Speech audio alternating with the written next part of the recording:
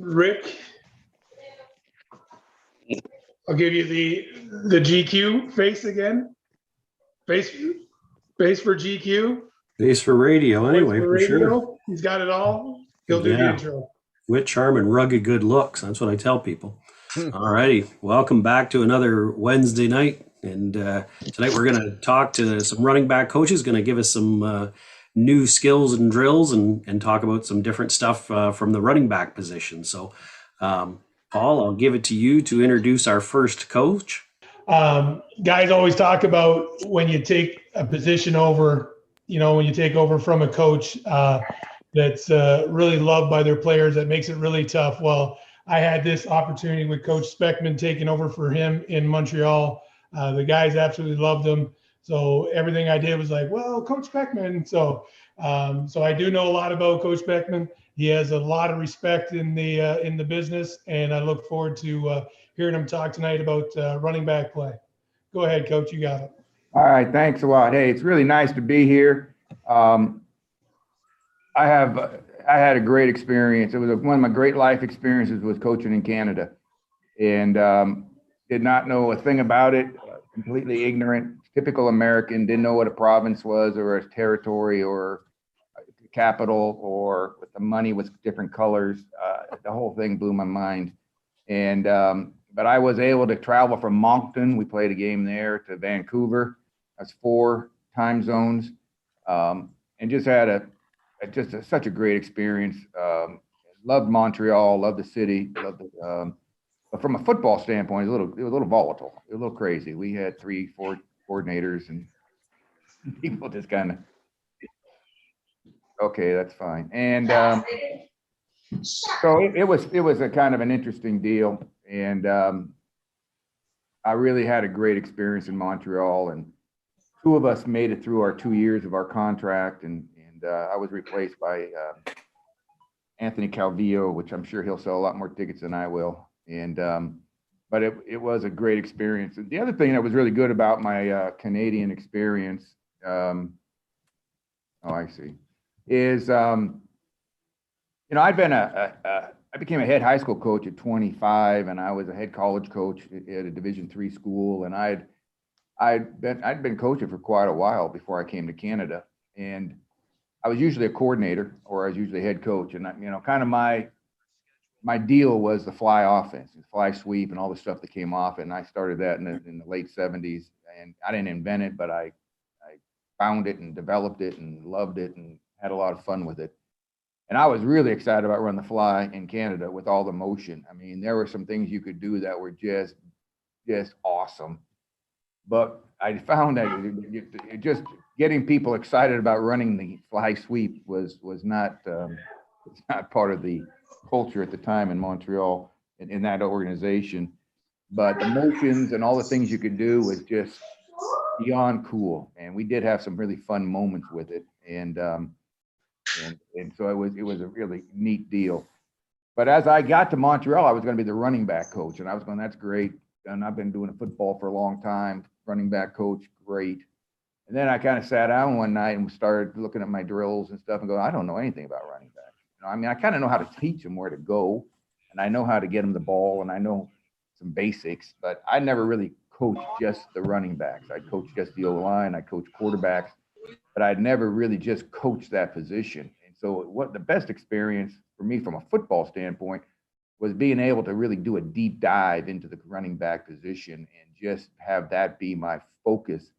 And what I thought was going to be relatively simple became, there's a lot to it, and just like any position. And so I enjoy coordinating. I enjoyed head coaching, but being a position coach, there's a lot of cool stuff about that. So I'm going to share my screen here. I've got some film, and can you let me do that, Paul? Should be a co-host now. You should have that. It says host disabled participant screen sharing.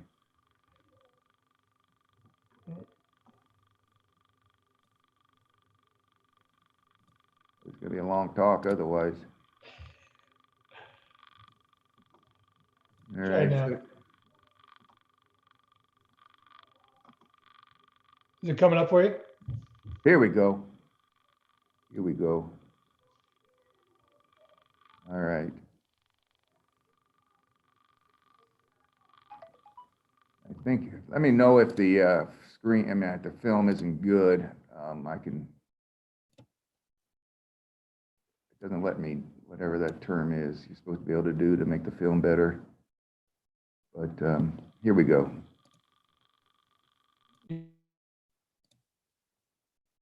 All right, so I'm actually sitting in our press box looking right out this window right now. It's about 86 degrees, no slight breeze, beautiful day here in California. And I'm the assistant head coach and the running back coach here at UC Davis. I'm going to talk tonight about some basic philosophy stuff, but really want to do a deep dive into something that you might be able to use. And if you don't drop back pass, maybe you can just kind of the approach to teaching a fundamental, I think, is important. And so maybe you get some ideas on the way that I break this down and the way I teach it, and or maybe it'll bore you. All right, here we go. All right. So, hey, real quick, 6 pillars of success for the UC Davis running back. Number one thing, I think you got to be dynamic with the ball in your hand. You got to be a great runner that has natural gifts. And you know what? You can teach guys a lot of stuff, but in the final analysis at the pro level or the college level, they're pretty good. They pretty much can see things, and sometimes they bounce it too far outside, but they've got some ability. And I mean, it's kind of like, kids pick up rocks and they throw it at the stop sign. The kid that hits the stop sign, he's kind of the pitcher in baseball, or he's kind of the quarterback. I mean, there's just certain, you can't take a big old fat kid and make him a great running back. You can make him a guard. There's things you can do. There's a place for that kid, but probably not in the backfield. I think you got to be a dynamic blocker. And to me, these two things, pass pro and cut blocking. I don't know how many of you can cut block at your level. I know in high schools in in the United States, you cannot cut block unless you're in Texas. But these are the things that I feel like when I got to Montreal, or I got to, a kid comes to me here at Davis, or college kid, they're really not very well trained in these two techniques. And that's really kind of how you make the team. Can you pass protect? And such a big part of the game in Canadian football in the pro game. We're looking here at Davis for a dynamic route runner and receiver. Our tailback had 50 plus catches last year. A kid that's unselfish and a great faker. To me, faking is such a big part of this game and underutilized. It takes no talent to be a good faker. You can be an all-American faker or an all-Canadian faker if you just go fast. And one of the terms I always use is speed attracts eyes. And the faster you go on your fakes and the more you make it look like you actually got the ball, the better it's going to be. And so we work real hard on our play action fakes, and we run some fly stuff here. So sometimes they're going to fake a run play, and a big break.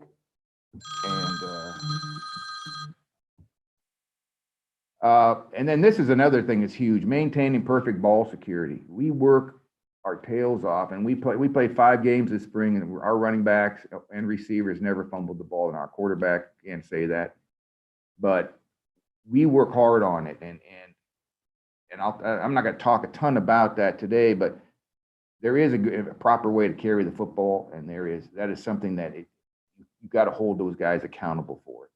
And so that's kind of self-explanatory. And then they got to know their assignments, and they got to know their techniques. One of the things I talk to our guys about is being aware of their strengths and their intangibles.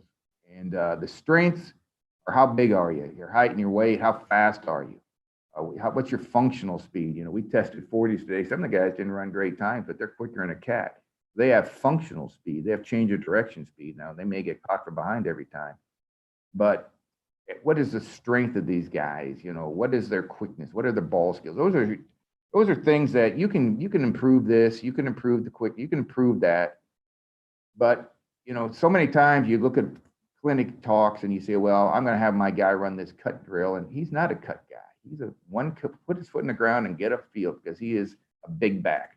And I talk to my guys about playing big, but some guys have the ability to be extremely quick and to be very elusive. So you're not going to teach a kid to put on, a lot of moves who can't do it. And how fast are they? And so I talk to my guys, hey, play to your strengths.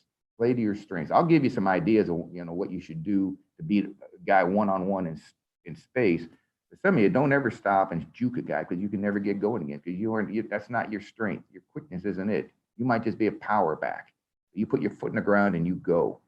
And then the intangibles are kind of what separate the great players at any position, the smart guy, the aggressive guy, the guy that competes and has a great motor.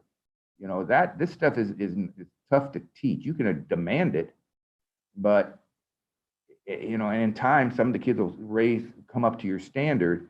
But how tough is this kid? What's his work ethic like? His passion for the game, the focus, his desire to be great, his pride in his craft, doing the little things like faking or picking up after practice. And does he watch film? Is he a student of the game? The intangibles are what separates. So everybody's got some strengths on every team, and then the intangibles are things that we as coaches, I think, got to draw out of these guys, and we got to help them.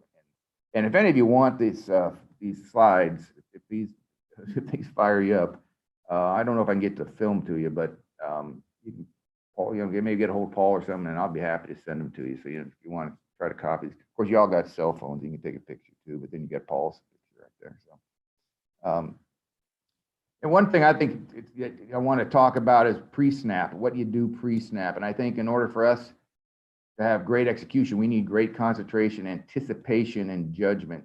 And it starts prior to the snap. And so we talk about scanning. And I think this is something that I played linebacker, and I always watched I always watched the running back. Most of the time they looked at where they were going. That's very common.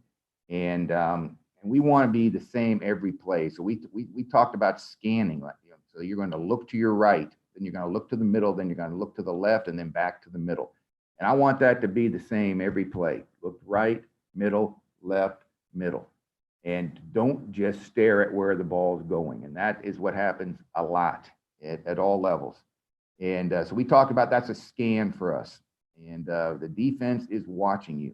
And we use the acronym SACRAT to describe the steps great backs follow before each play. And I'm always talking to my guys about this is what great backs do. This is what the champions do. This is what the all pros do. This is what the better backs do. I don't know if that's really true, but it makes me A, sound smart, and B, I think I'm right. I think this is what the great backs do.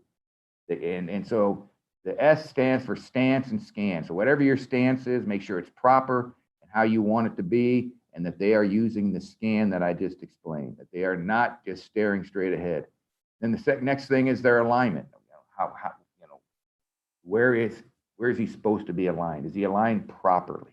And then the count and the footwork. And so the snap count and what is their footwork. So SAC is lining up properly, knowing when the ball is going to be snapped, and what is our footwork. And then R is responsibility. That includes a down and distance. I mean, we had some young backs this spring, and boy, it was 3rd and 1, and they were dancing like they could score a touchdown. We just needed a damn yard. And, so they got to know that. That's their responsibility. The clock, they didn't want to stay in bounds. They want to get out of bounds. The defensive front and coverage. We want them to know that and have an idea. And then what is their assignment on the play? And what is the technique? And so we don't, again, I don't, but this is the scan, and then this is kind of the mental gymnastics that's going to happen before the ball snap. They got to know where to line up. They got to know when it's going to be snapped. They got to know the footwork and all that stuff. And so that's been kind of a neat way for me to kind of remind them of those things in a real quick way. I'm real big on trigger terms and repetitive terms and sayings. I played for a coach in junior college who had great sayings. I still remember them 100 years later. That you just drill them into them. That's art, and they don't need a lot of them, but they need enough to be to help them remember stuff. So this has been good. And And then the last thing I want to talk just from an overall philosophy is there's really 10 fundamentals, in my opinion, for running backs. So we're going to teach them their footwork, and I'm going to teach them how to warm up because these guys are running and getting hit every play. So we got to get them warmed up and ready to go. And I'm going to teach them ball security drills, and we're going to work on that hard. And the number one thing I think for a great back is make the first man miss. You can make the first man miss. I'm going to recruit you. If you run through a hole 20 yards and the safety comes up and drills you, that doesn't impress me too much. I could have run through that hole. I'm more impressed with a 5-yard run sometimes than I am with a 50-yard run because that guy's making people miss and he's doing everything he can to go forward. Violent yards. I think every back has to learn when to be violent. And there's times on the sideline where discretion's better just to step out of bounds. There's times you got to put your shoulder down and get that yard. And so being able to take on a tackler, that's a skill. Vision, especially in the zone game, you've got to teach them what to look at, where to look, and you've got to give them a lot of reps at that. I think you can't, I think anything where they're having to react to a defensive player is a good drill. I think anytime they have to react to a defense, me pointing, that's okay in warmups, but that's really not, that's more of a drill. It's not training. Training is different than drills. Drills, you're just kind of going through the motions, in my opinion. You're warming up, you're doing some basic stuff, but training is putting guys in situations that are game-like. And one of my sayings I say all the time is the game is the drill and the drill is the game. And I'm always trying to show them how what we do in the drills carries over to the game. And I think they take the drills more seriously if they believe that. We're going to teach them how to catch the ball. We're going to teach them how to route run. Again, pass protection is what I'm going to kind of zero in on tonight. Run blocking, we don't do it a lot, but we have a quarterback that can scoot. So sometimes we're the lead blocker on our fly sweeps. They're the lead blockers sometimes. And so they got to be able to do that. And then they got to learn how to cut block at our level. And that's a whole nother technique. So as I get ready for the season, I'm going to make sure that I hit all these things, that I have some drills for these, that I'm doing a little research on these. And I'm going to, that's what I think a running back has to be able to do. There's probably some other things that you believe, and that's cool. But I guess I'm giving the talk, so here we go. All right. And then ball security is the priority. I mean, we talk about an eagle claw. We talk about 5 points of pressure, which is your fingers, the palm of your hand, your forearm, your bicep. We really work on that. We talk about chinning the ball, and we talk about being in the city and in the country. You're in the country, the ball is tight, and you lock your elbow, and you are running. This guy is basically in the country with the entire a lot of people chasing him. You're in the city, it's crowded. You better chin that ball, and then double in trouble. So we're always talking country, city, double in trouble. Country, city, double in trouble. And that ball's on the ground in practice. We have a statue of Jim Soker, who won 20 championships here at UC Davis. And they go up and they kneel down in front of the statue, and they tell them they will not fumble again. And then they come back to practice. We want to put some kind of accountability when they put the ball on the ground. And it's something that we talk about, security. All right, let's talk some pass protection. Pre-snap and initial reaction. Basically, we're going to locate your linebacker. If he rushes, this is big picture. If he rushes, maintain vision on him. If he drops to pass coverage, run the route called or switch your focus to help, chip or buster. Sometimes we're going to help the offensive line by attacking the outside of the defensive player that's the best pass rusher on a designated defender. I'll show you some of that. If color shows, take it. If color shows, take it. We have to be the eraser. But we talk all the time about running backs being the eraser. We got to take care of everybody's problems. And you can get into the route, go. Now, we locate the linebacker, but basically we're blocking an area, and I'll talk about that. Kids get, and I'll have some film to show you on that. But that's basically what we're doing. We get in the route, we're going to get in the route. If we get a blitz, we're going to pick it up. And how do you do that? And so some of our terms, this is pass blocking terms, and I got a lot of this from a guy named Bill Williams in San Diego, California. If you ever Pro Coaches Association, he basically teaches coaches how to coach. And before I went to Montreal, I went and spent 2 days down there and just really dove into this. And he gave me some ideas, and I took them. And but these are the terms that I use here at UC Davis. 100% block. Okay, 65-35 block, which is basically body position. So anything coming through the A and B gap, we're going to be 100% on. Anything coming through the C and D gaps, the outside gaps, we're going to be 65-35. And we're going to have a wide base, and we're going to get to the spot and meet him halfway. And we are going to engulf him. Those are the terms that I use. So it's 100%, 65-35, wide base, get to the spot, meet him halfway, and engulf.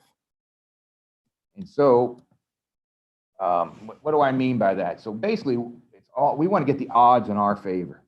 And so, if a guy's coming up the A gap or the B gap, we're gonna meet him halfway, and we're gonna be nose to nose. And there's a 50% chance he's gonna go that way, and there's a 50% chance he's gonna go that way. So I know that. He tries to run me over. I got a technique for that, and he will die slow, and he won't get to the quarterback. Same thing for the B gap. I'm going to hit him head up. I'm going to attack head up. 50% of the time he's going that way. 50% of the time he's going that way. Outside shade, I'm going to get the odds in my favor. So I'm going to be 65% of him is the time he's going to go outside. 35% of the time he's going to go inside, because I'm going to get an inside position. And so I want my backs to know, hey, what are the odds? Okay. We're going to get, when we go 65-35, when we go outside block, we're going to get our running backs outside eye on the blitzers inside eye. That's kind of the position we're going to do. 60% of the time, he's going to stay outside. 35% of the time, he's going to come inside. And so what does that mean? And I'll get to that in a sec, but the other terms I use is a quick strike and a recoil. And we call it a cobra strike. We don't want it to be a placement. We don't want it to be a punch. We want it to be a violent cobra strike. You never see the cobra coming, okay? And we want to hit with the heel of our hand. And then the other thing, there's for smaller kids, smaller guys, or guys with bad wrist, I'll use a Crowther technique, which is really basically with your forearm, and I'll talk about that. We want to holster our hands. We do not want to put our handles out. We don't want to be Frankenstein. We don't want to have our hands, I call them antennas. Guys, they're not sure. And we want our hands in the holsters. And so we are going to time that thing and strike like a cobra. We're going to win the 4-second fight. And very rarely is it really 4 seconds, but I tell them it's 4-second fight. Maybe from the snap to the ball being thrown is 4 seconds. We're going to talk about chin, getting your chin in the right position. We're going to talk about run them. When they take an inside, or when they decide which way to go, we're going to run them. And then the point of no return, winner. So those are the terms that we're going to go over here in this, and that, and this, our guys get sick of hearing all these terms, but this is something that we use all the time. All right, so here's some pass protection drills. And, here again, in this picture, you can see number 14, this guy's coming through the A or B gap. He should get 100% on this guy when it's all said and done. And the odds are he's going to go one way or the other, and we're going to have to fight him that way. So the chin drill, you start at the end. I really believe this. No matter what drill you're teaching or skill, start at the end. Okay, we start with them fitted up. Okay, start at the end, reverse teaching. I do that with cut blocking, with every skill. I mean, obviously with the pass, day one, we might start with the way we want the ball in their hands and have them hold the ball. But starting at the end, it kind of gets, to me, is a way to teach it. The chin drill, I'll show you, is to get in position. And the key thing on that is get our chin up and have our feet wider than the defender to engulf the defender. And then the chin drill, position and strike on. So there's different ways we do it. Then we'll mirror it. So I'll show them to you. So here we're in our early season stuff, and I put them right in the position I want. I have their hands, I want their chin up, I want their head up, I want their chin on the numbers, and I want their head, I want their arms behind their back, and I just want to fit them. And so we're just going to get in the position I want them in.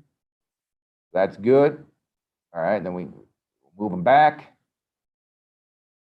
Then I'll tell them, hey, just walk to it and go. And then they fit and move their feet. And I'll just say set. And they're in the perfect fit position. That's exactly 100%, nose to nose. In golf, my feet are wider than his feet.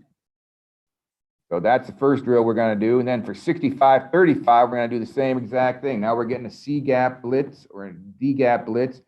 And so my outside eye is on his inside eye. 65% of the time, this guy is going to go outside.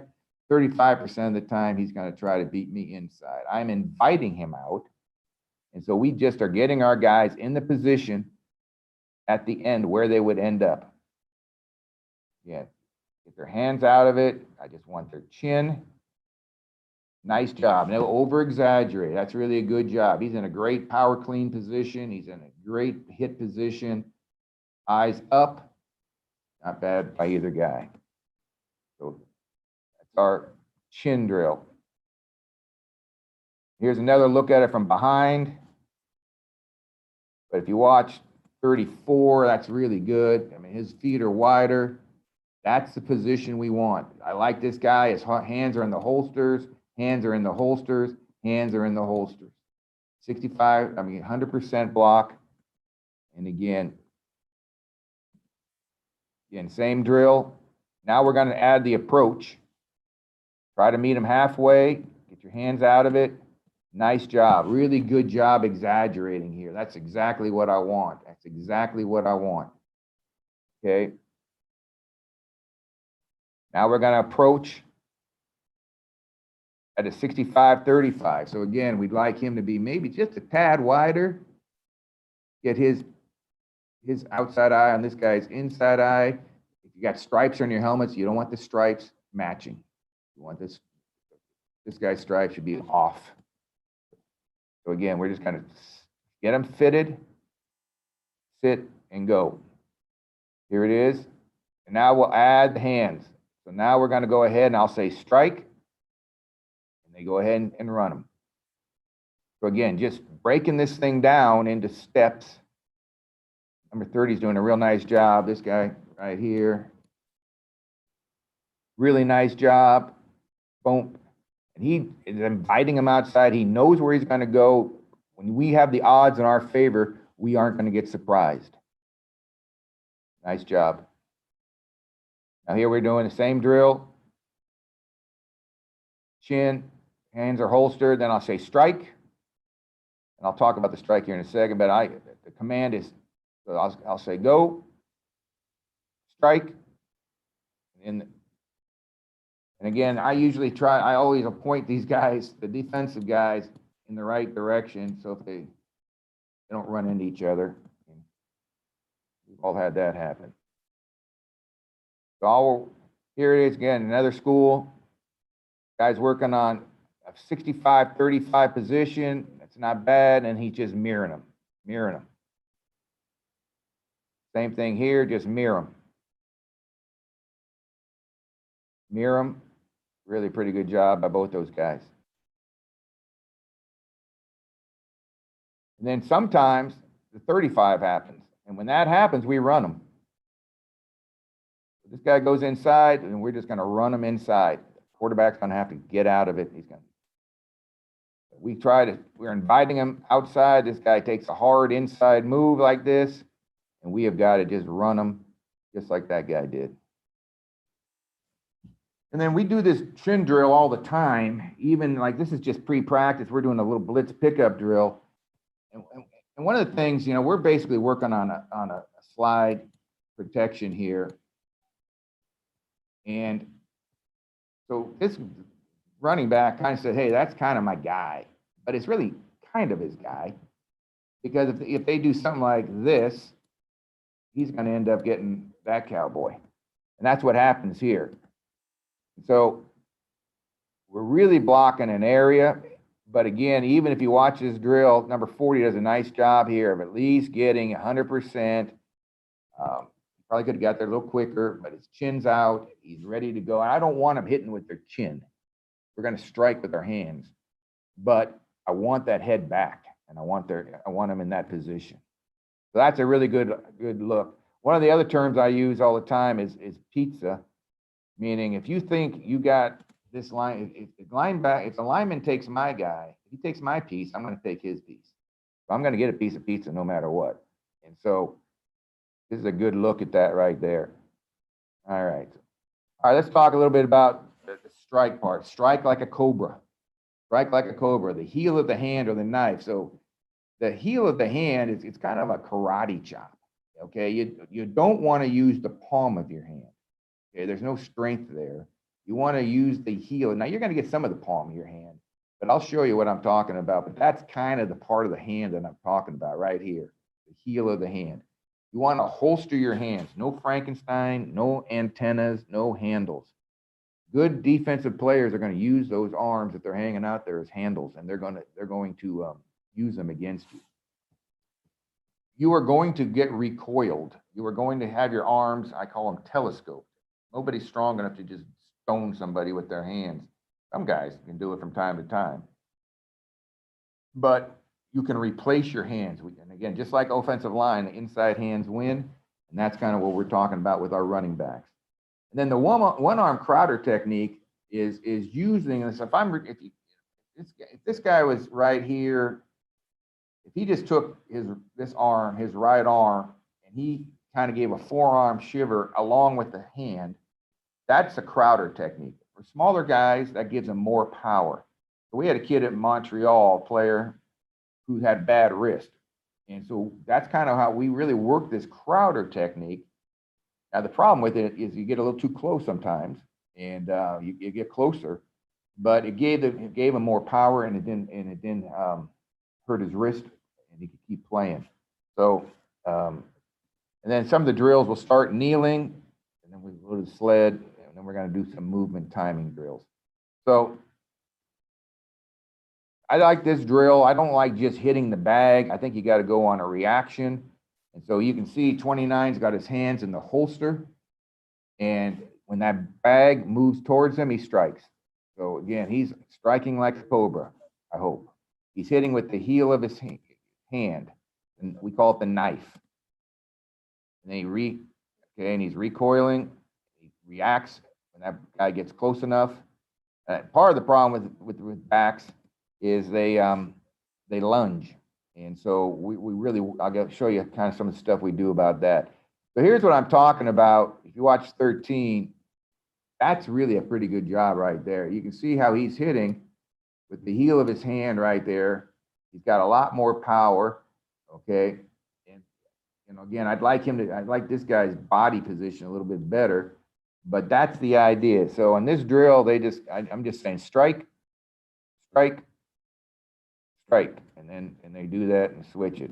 I think it's important that you hold the bags like this too, even a little closer to your chest, because these, again, you're trying to get as many good reps as possible hitting something, and you'll see there's a couple of drills where we do a terrible job on the bag.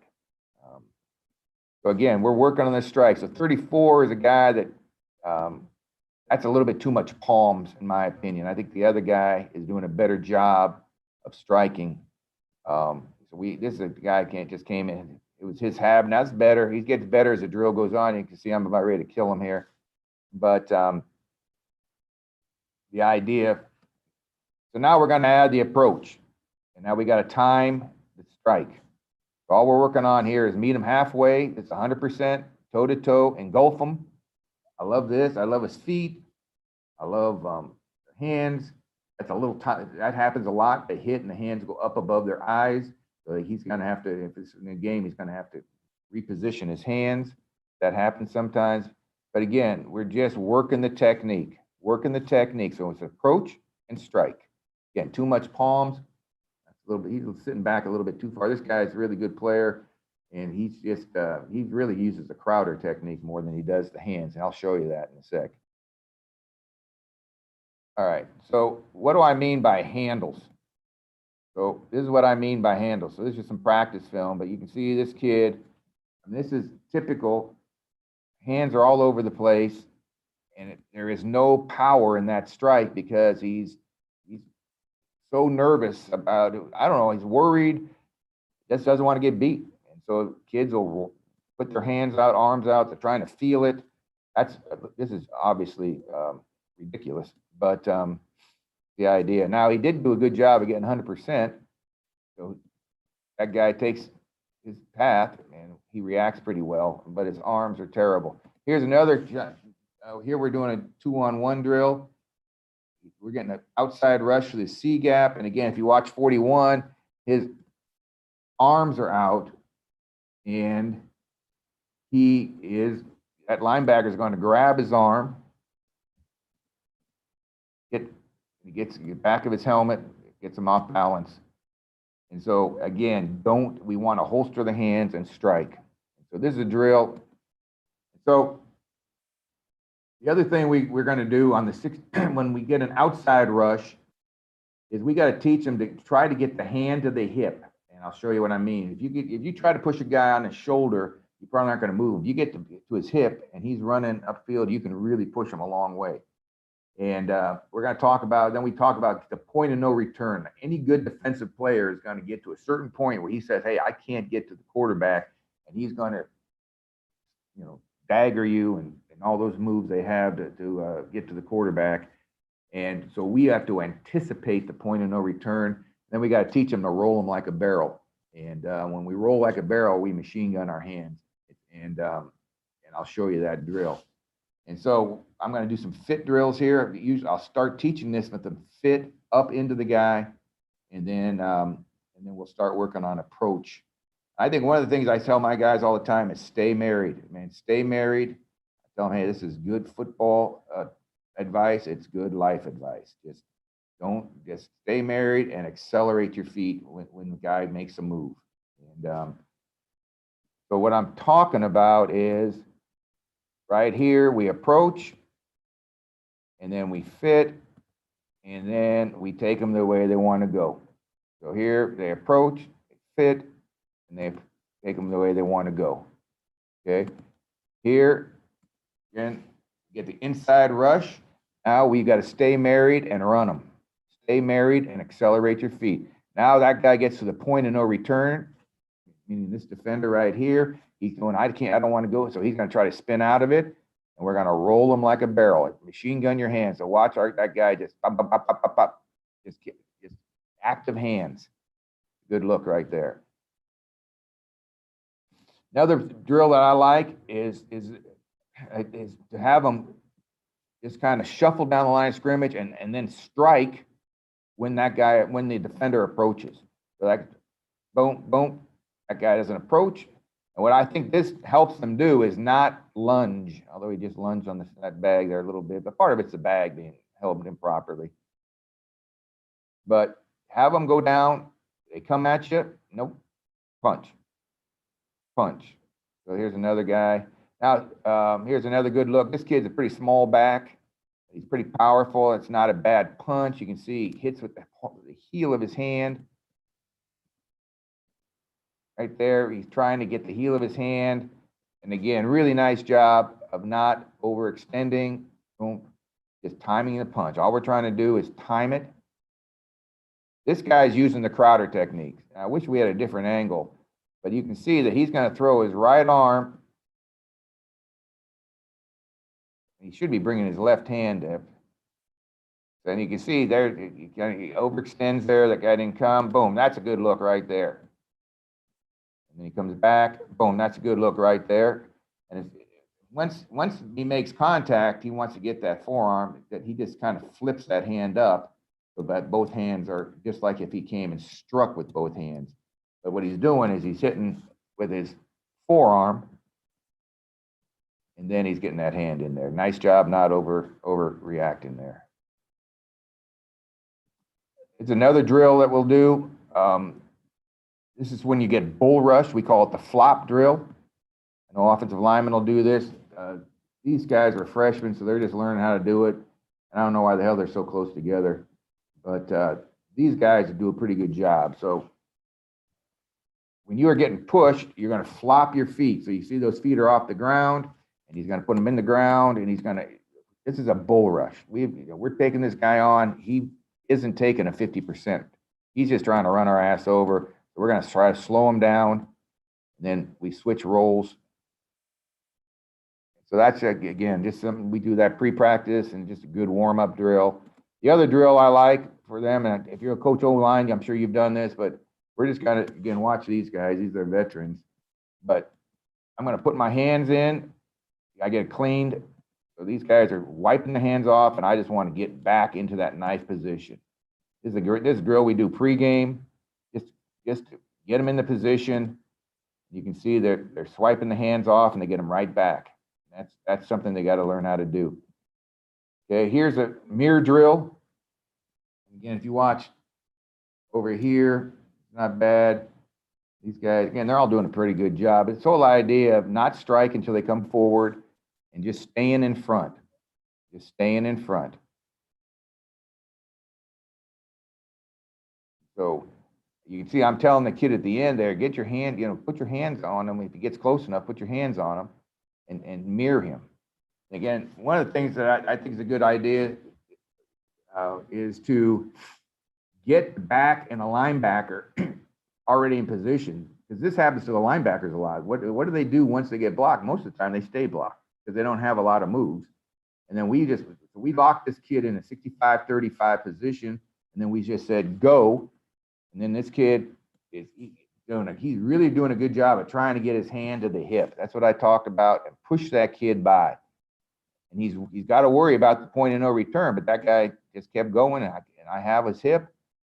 So I think this is a good rep by the offensive player. And then this is a good look here at a good player.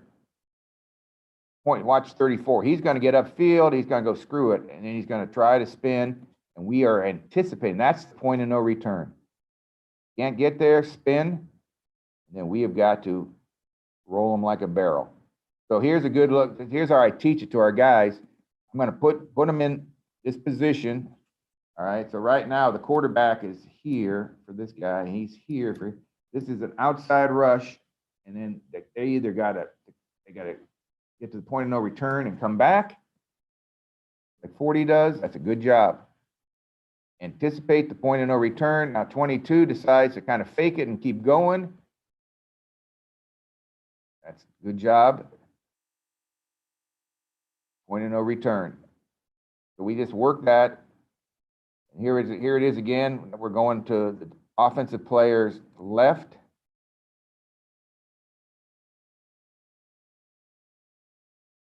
And again, watch it. Watch their hands, how active they are when they spin.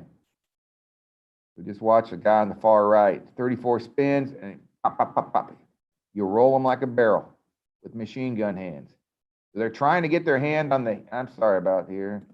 You see, these guys are trying to get their hands on the hip. They're all trying to get their hands on the hip. All trying. I'm loving it. Odds are the guy's going to go upfield. Now they get to the point of no return, and we got to spin them. We got to turn them. We got to roll them like a barrel. Same, now we're going to go the other direction. Okay. Too much separation here by yellow shirt. Really nice job by this guy over here, 34. Does a really nice job. Get your head out of it. Really nice job of using their hands. If you watch this kid right here. Roll them. Nice. So one of the basic drills we do is a 2-on-1 reaction drill. And so the key to this drill is meet them halfway. Close. It's just like tackling. You want to close space. You got to time the strike. And then is a rusher a dancer or a bull? A dancer, if they dance, we dance. If he's a bull, we're either going to cut him or we got to meet him and use our flop technique. And usually I get this from the scouting report. I'm going to do a 1-on-2 scan drill with the linebackers. And we'll talk a little bit about chip and buster technique, and I'll talk a little bit about sprint out technique. So again, Basic drill. Linebacker coach is here. He's telling his guys, don't just run them over. Put a move on, practice it. And B, he's telling them which one to go. So this is kind of a scan drill for us. Garbage cans give us a little bit of spacing. So again, let's just talk about what we've been talking. 100%, that's good position. Gets his head up, chin's up, nice. Nice. Now this guy's he's got to make a decision. He's got to go one way or the other. We are ready for it. A nice strike. So 30 does a nice job striking them and running them. Stay married. Point of no return. Engulf him. Now it's tough because the guy put a move on early, but our feet are wide enough that we can adjust. I tell my guys this is a way tougher drill than the game. Again, really nice job. Approach. Nose to nose. The guy's going inside, gets a strike, and then he's going to reposition his hands and run them by. Quarterback's going to just be able to use his pocket mechanics, step out of the way. We're going to get to a point of no return, which defense beats us on that one. Another one. Nice. Meet him halfway. Get your head out of it. I don't really like his hands are a little bit wide. You can see those are handles. It has a tendency to do this. But he gets a good position and decent strike. And then that's just the drill we were doing where he cleans my hands, I put him right back. He cleans my hands, put him right back. And I'm forcing him the way he wants to go, accelerate him. So all those coaching terms, and start to see them in these drills, these terms, constantly telling them these same drills. Here, again, you can coach this one up yourself. This is a bad job. First of all, he's not 100%. He's not nose to nose. He gives them a free access to the quarterback. So again, I'd say he didn't beat him halfway. He didn't get 100% on him. When you get like this, I call it open the door. You know, it's easy for that. That's a short corner for that guy to get around. Again, it's a little harder sometimes from the outside. So this could be a corner blitz or an outside backer blitz. Good position and good patience. Make him go that way. And then accelerate. Get your hand. I'd like his hand on his hip. Nice. Point of no return. Roll him like that. A way to fight. The kid weighed about 170. You can see I'm getting fired up. That's about as fired up as I get. Look at that. I'm almost 20. My vertical is almost 45 inches. All right. Love it. Really nice job here. Outside rush. Look at the patience. Look at his hands in the holster. Pop. Now he kind of gets head up here. I'd like to see him straighten his arms, reposition, but that's, again, a lot of times it's just like taking a charge in basketball. If you got good position, they're not going to get by you. But I like the patience.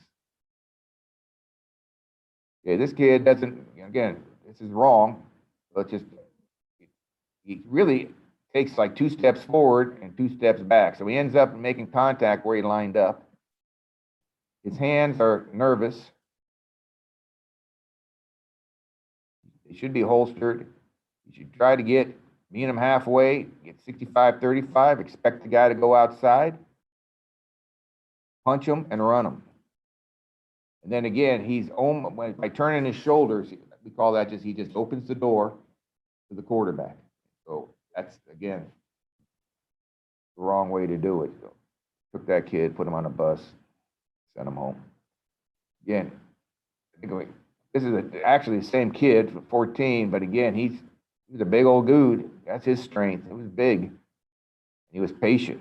And he was confident with his punch. Really nice job. Force him that way. Guy wants to go outside. He wants to dance outside. He dances, we dance. Keep him out there. He'll never get the quarterback. Point of no return. Just be ready to keep fighting. Couple more. Again, nice timing. Meet him halfway. Punch. Get your hand on his hip. Run him. Nice.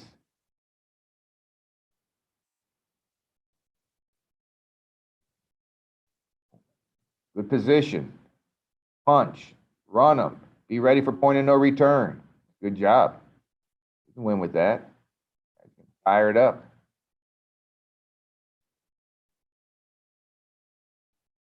Again, hands, he's got handles, but he's got great position. What he does a nice job here is getting his hand on the hip and running that guy. Nice. Not a very good punch, but a great position. Great feet. That's the mirror drill right there. It's the same drill we were doing. The game is the drill is the game. Nice. Couple more. Meet him halfway. This guy's trying to run me over. Boom. Now it's two rocks hitting each other. Bounce them outside. Run them, run them, run them. Stay married. Nice. Let's watch some game film here. A lot of times they do it exactly wrong, but if they have good position, they're going to win.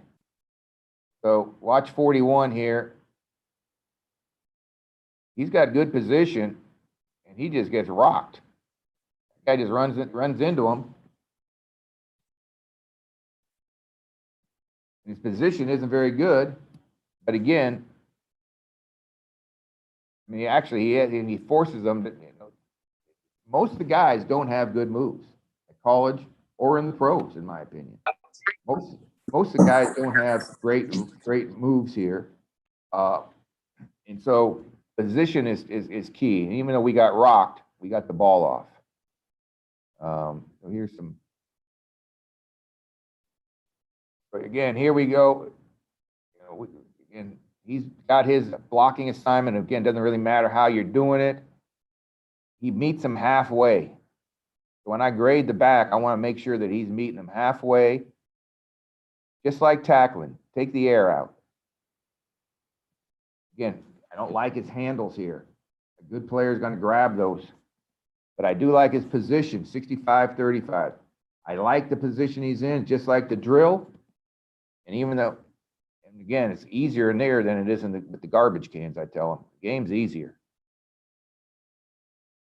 That's a nice job right there. Good position. We got the ball batted down anyway. Here's another one.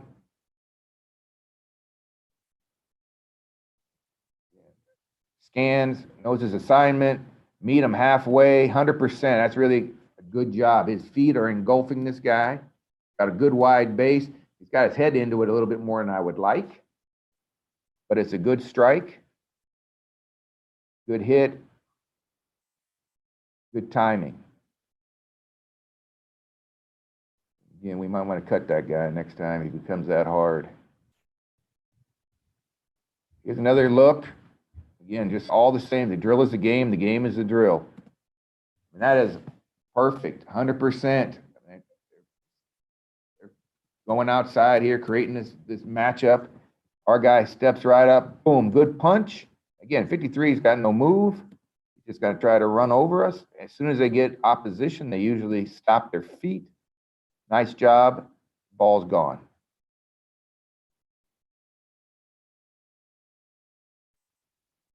Here we got a long way to go. He's going to go all the way across. He sees it. Again, good patience, good position. He gets almost a little too head up for my taste right there. I think he should have been 65-35 more, but I like the patience. Strike, reposition your hands.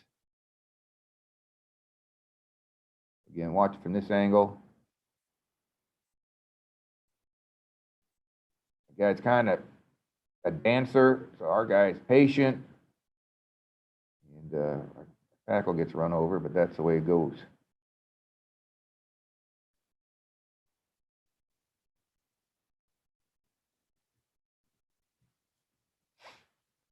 Again, good patience, 65-35. Again, he misses the strike. So you can see what happens when your head gets into it. You see his head goes down.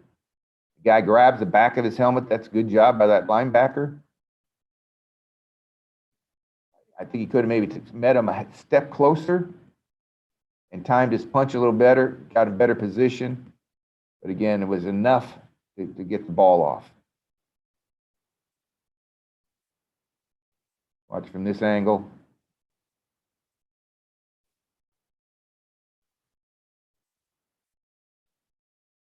This is a great look at being an eraser.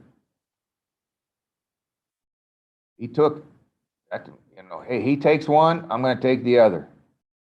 That's what you do in those pre-practice walkthroughs with the line.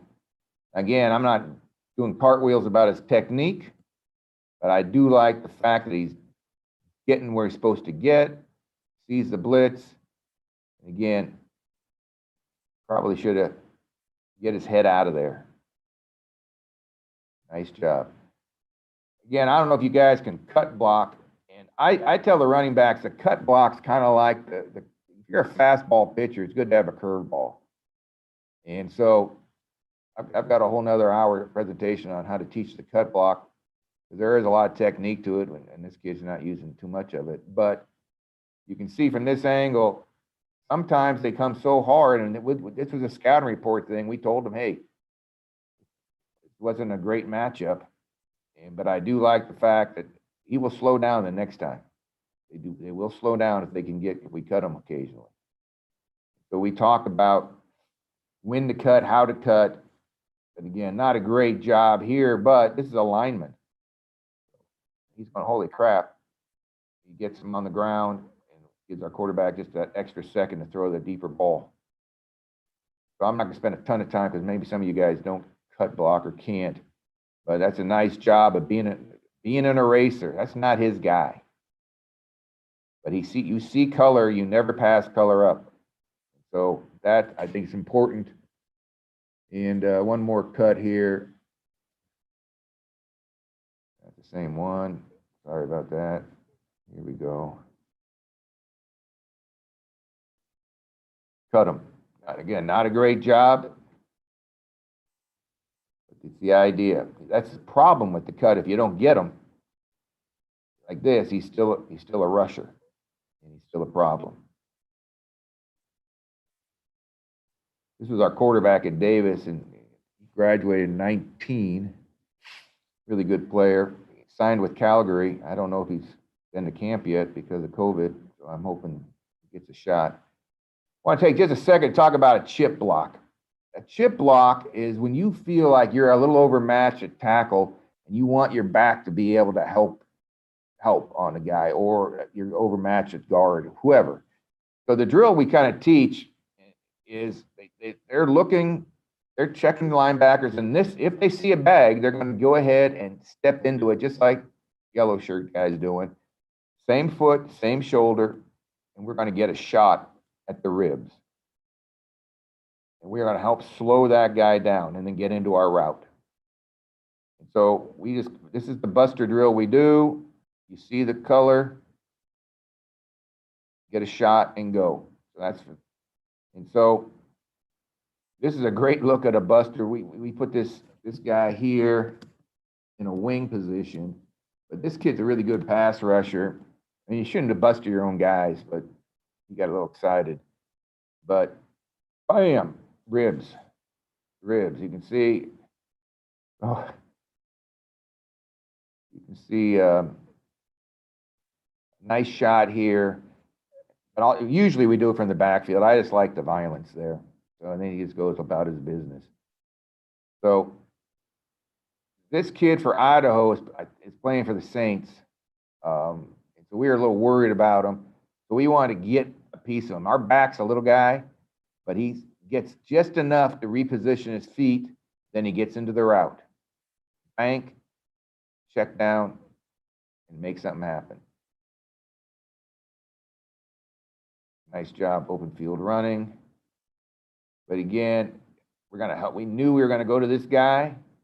Bang. Could have got more, but gave us a chance.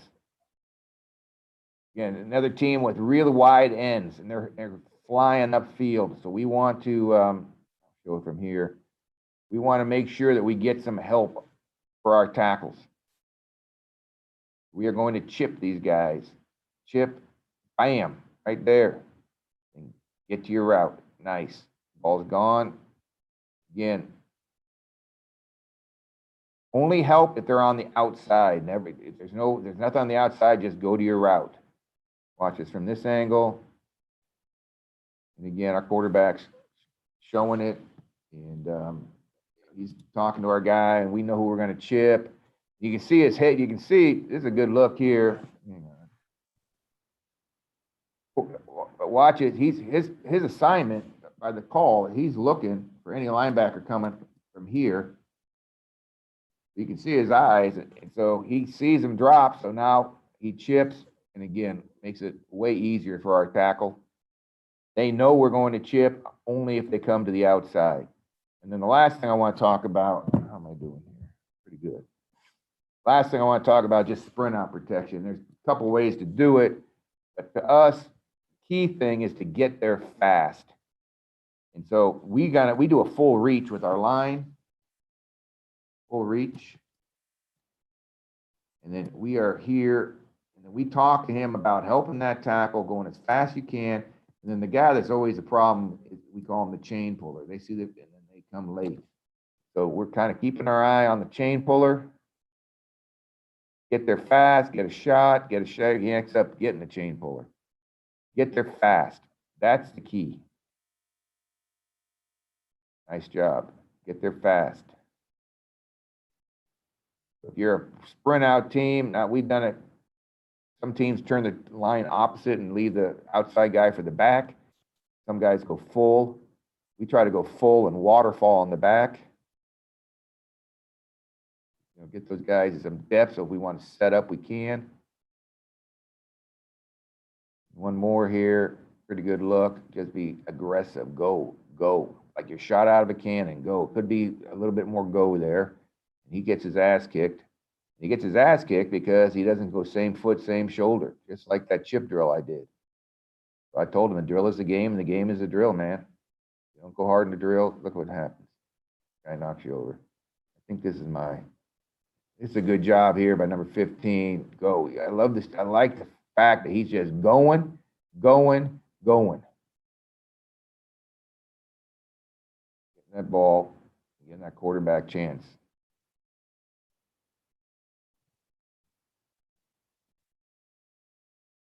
So I think that's it for my stuff. That was kind of a long time. I talked a long time. Are there any questions that we could?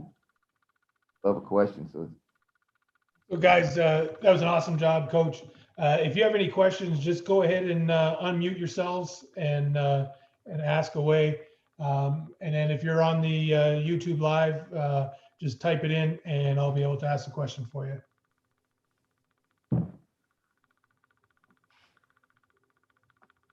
Then Coach Allen, did you want to ask your question about the token fakes?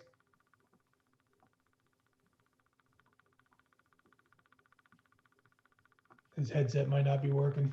You're muted, Coach Allen. Thank you. We got it now. Thanks. Would you ever incorporate ball fake action prior to that kind of backfield block? Yeah. As such as play action. So yes. So on the play action, just depending on what the protection is. Let's just say you're doing a slide protection and you're doing like an insert play and he's got the linebacker to his side. That would be exactly the same. And and if anything, if nothing came, we would tell him, try to step on the toes of that linebacker. You got to get there. And I don't worry so much about erasing on play action because if you just, a lot of times they fake and then they think they got to block. It's like drop back. And then there's no fake. And so everything, in fact, you're getting there faster than meeting him halfway. You're going hard. And so I usually give our backs a gap on play action pass, like, hey, you attack the B. So for example, if our center is blocking back and we're pulling a guard and faking power, and he's faking backside of that, then I'm going to say, hey, make sure the center has help, anything coming off the edge. So he's got to have his eyes up, but speed attracts eyes. So how many times have you run a run play and those linebackers just pitchfork in there and make the play, and then you say, okay, let's play action now because we got them. And then the guy pussyfoots up there and, and he doesn't give a good fake and the linebackers go, that looks like a pass and everybody's high-hatting. And And everybody's wondering, well, how come our play action doesn't work? Well, because it doesn't look like run.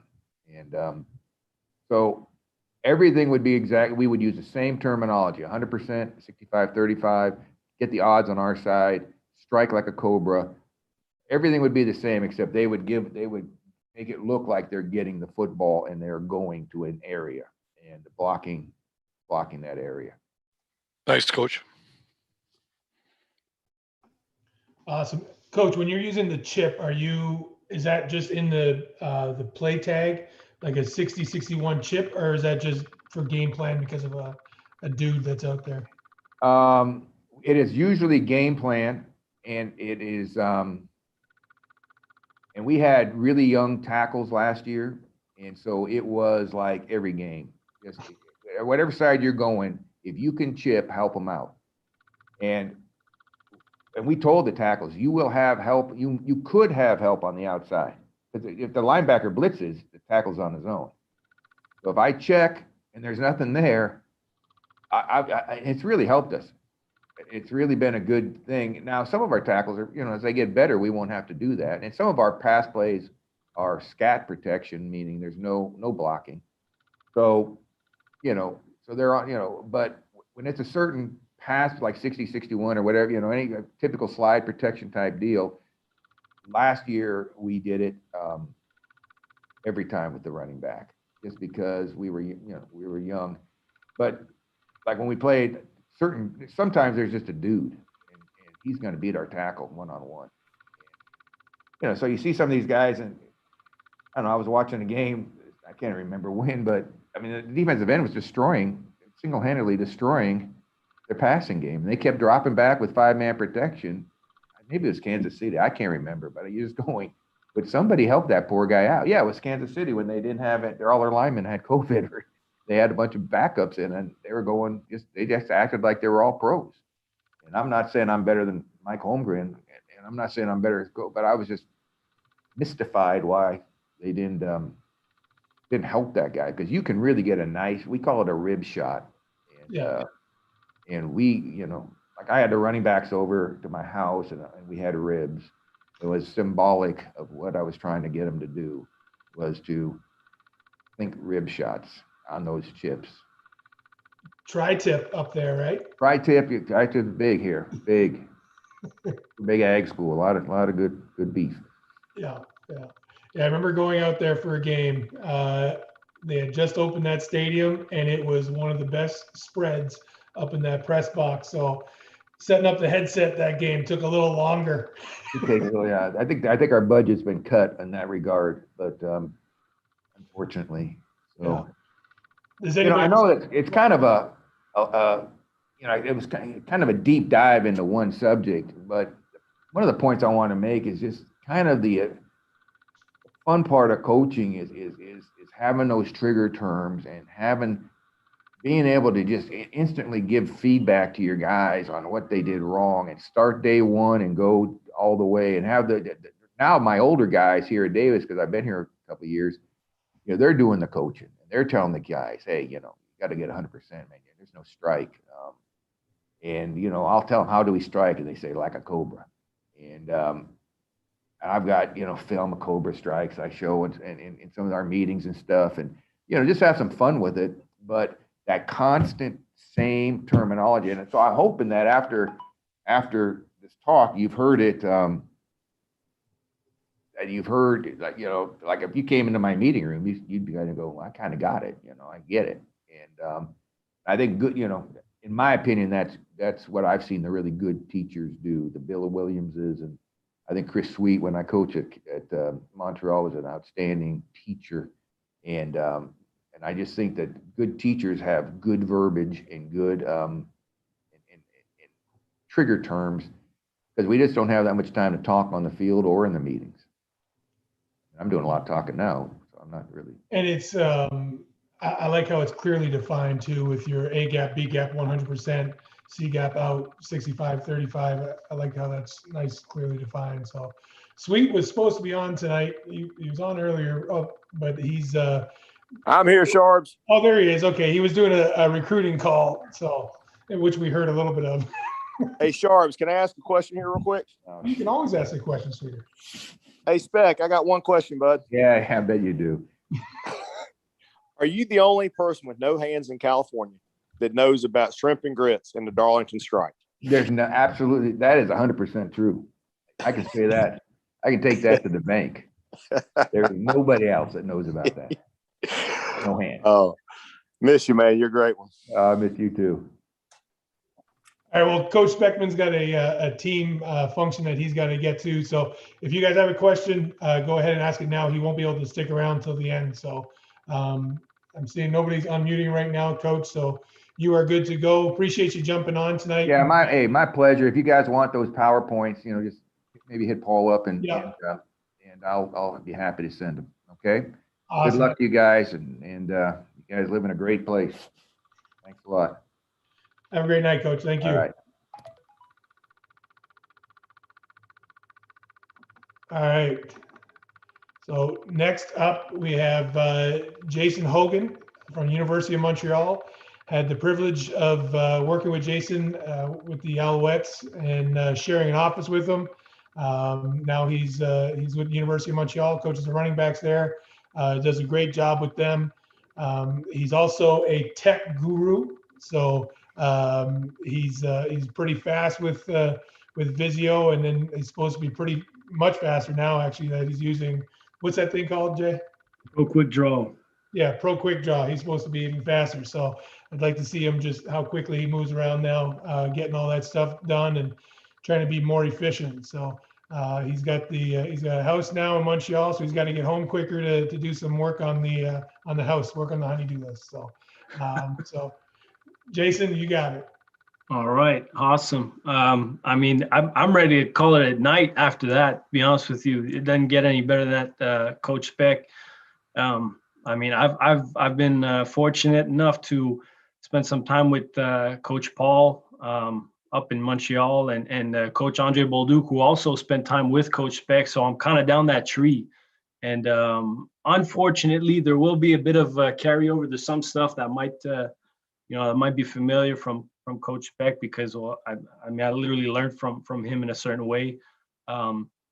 Just to quickly go over the background, I played quarterback myself. So I was able to hand the ball off.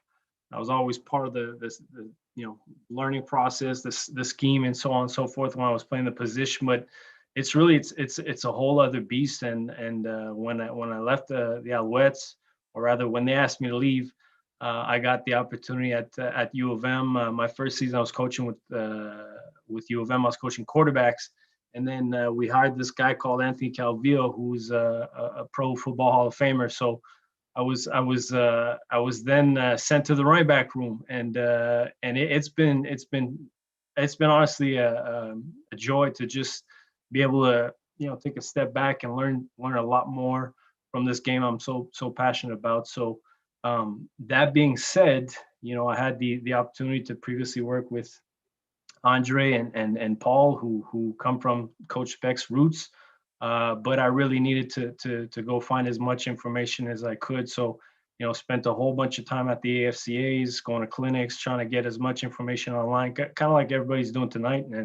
And I applaud you. I think and I applaud Paul, by the way, who I was, I've been fortunate enough to do it once with him last March, I believe. So it's almost a year. He's been doing these online clinics for free. So it's pretty awesome you're able to do that for everybody. I literally took it upon myself, flew down to FAU, who I was able to sit down with Kevin Smith, who currently is the running back coach with Ole Miss. He followed their head coach there, who was at FAU by the name of Lane Kiffin.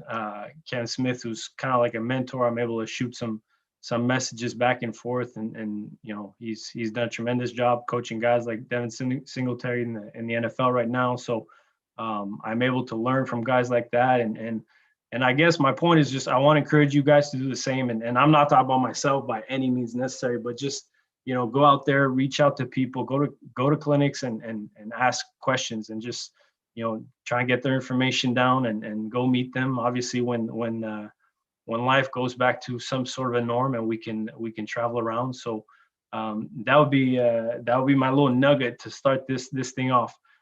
So what I'd like to do is I'd like to talk about some EDDs. You know, I was trying to think of what I can show you guys, but you know, honest to God, the one thing that I think Coach Speck touched on a lot is, you know, the buzzwords. And I'm big on buzzwords. I'm big on drills. I don't think you need 1,000 drills. I think you need maybe 10, 15 that really work, and then you can tweak those, you know, and add some components to them. And that's why I try to bring every practice to the guys. So I'd like to go over some EDDs with you guys, just some stuff I you know, some activation, some stuff I get the guys going, get juice flowing, and then we can go into some more some pass protection techniques. So I will be touching a bit on some of Coach Speck's stuff, so bear with me. And at any point in time, if you guys have any questions, please feel free. So Paul kind of set me up saying I was the tech guru, and every time I go on these things, I cringe because I hate the virtual world. But I'm pretty decent with computers, but this thing kind of drives me nuts. So I'm going to try and share my screen here. Just give me a thumbs up there, Paul, if you see it. Sec. There you go. It's loading it there now. Yep. Okay, so you see the film? Yeah. Awesome. Did you choose optimize video? That would be on the. Yeah. So unshare it, and then when you go to share, when you're choosing the window, just at the bottom, there's a button to select that. Do I stop? Stop your share. Pause share. Yeah, because it might get choppy there. My bad. So where am I going again? So go share screen. Yep. And then optimize videos at the bottom of it before you select the window you want to share. It's actually grayed out. Oh, is it? Oh, yeah. Just one sec. We got to try it now. Oh yeah. There we go. All right. Apologize about that. Everybody see the screen? Yep, you're good to go now. Okay, so just a couple of drills. So again, big on buzzwords. I try and you know, come up with either lame or really funny names for the guys to remember the drill. So this one here is very simple. It's called bag. So every time we transition in between, let me just my thing. I can't see you guys. Okay. So every time we transition from one period to another, I want the guys to be able to, you know, because I don't know what Coach Speck's situation is at UC Davis in terms of GAs and assistants and so on. We don't have that many, you know, down up here in Canada. So you're limited. So it's either an injured player or the guys, you know, on the squad just helping you out on the fly. So so here we go. So I'll try and give them a name so that they can remember exactly what we're trying to get to with the drill. This one's just bags. They know, you know, why I tell them, hey, bags, they got to go get the bags and get them out there on the field in our allotted little space there on the football field during practice. So this one here, very simple. I got the chutes. Chutes are done with PVC pipes. If you guys need that information, I'll gladly send it to you. It's about an hour's work. It's much cheaper than buying the ones that cost over $300 online. And every you know drill of this sort of a bag drill, I'm going to always switch it up. I'm going to start up with some different footwork. You know, so this was probably our zone read footwork. We're going to 6 inches, roll over and press the point. What I don't want to see in this drill right here is, you see where we're not dropping our weight, we're just lowering our upper body. So I love the chutes for that. Sometimes we'll get the big chute, you know, so that they can stay low throughout the entire drill. Depends on what we're trying to achieve here. And basically all this is very simple. I'm going to try and activate them. I'll get in there myself with the boxing gloves. This is a 2-ball, so we're trying to put the emphasis on the ball. Get a nice vertical, you know, get my wrist above the elbow, getting both balls vertical. I don't want both balls touching. They should be nice and vertical and slightly separated as best they can. And I'm trying to get these guys to drop their weight, get the knees up, and then put one foot down and go. What I don't like about this one here is we're really, you know, putting 2 feet down here and then going. So I want to see who can get out of this thing either 1 foot, 2 foot. Right here, we're trying to put 1 foot down. So put that outside foot down, slam step, and redirect as fast as you can. So that's kind of what we're trying to put the focus on in this drill here, along with ball security. So again, don't like it. We're low. We don't pop out of the stance, which is great. We're nice and low pad leverage out of the stance. Good patience. Footwork could be a little cleaner, but we're high. We're coming out of this thing. We're popping up, and then same thing. It's a little cleaner coming out, but we're still getting too many steps in the ground. That's a lot of wasted movement. So I don't know if you guys can see this as well as I do, but RJ here, who's our phenomenal athlete, I'm sure we'll be seeing him on the telly playing in the CFL one day, but literally putting 1, 2, and then a 3rd foot down. So that's too many steps. It's a lot of wasted movement. So I tell the guys, I don't want to see any wasted movement. The more movement you take, the more you're enabling those flesh magnet linebackers to come and vice you, near hip you, whatever it may be. So we want to try and get 1 foot down and get out of there as fast as they can. All right. So essentially, that's one of the main drills. I'll run with bags, and then we'll switch it up from time to time. Here's another one here where we're probably just starting with our 2 feet staggered, and we're just getting our feet up, change of direction. And what I want to see here, and the point of the emphasis on this drill here, is taking the ball with you. And what do I mean by that? And so I, then going to all these clinics, speak to a bunch of coaches and see what they have to say about the running back position. You want to basically reduce the surface. So as I see, the can move, I want to put my next outside foot down and get vertical. I don't want to banana this thing. I don't want to run this thing on an arc type path. I want to put my outside foot down and get vertical, as quickly as I can. And by doing so, I want to reduce my surface. So instead of having square shoulders and allowing, I always tell the guys, and sometimes I'll get in there and get my hand on there and try and rip the ball out myself. And so we're working on ball security again, big on ball security.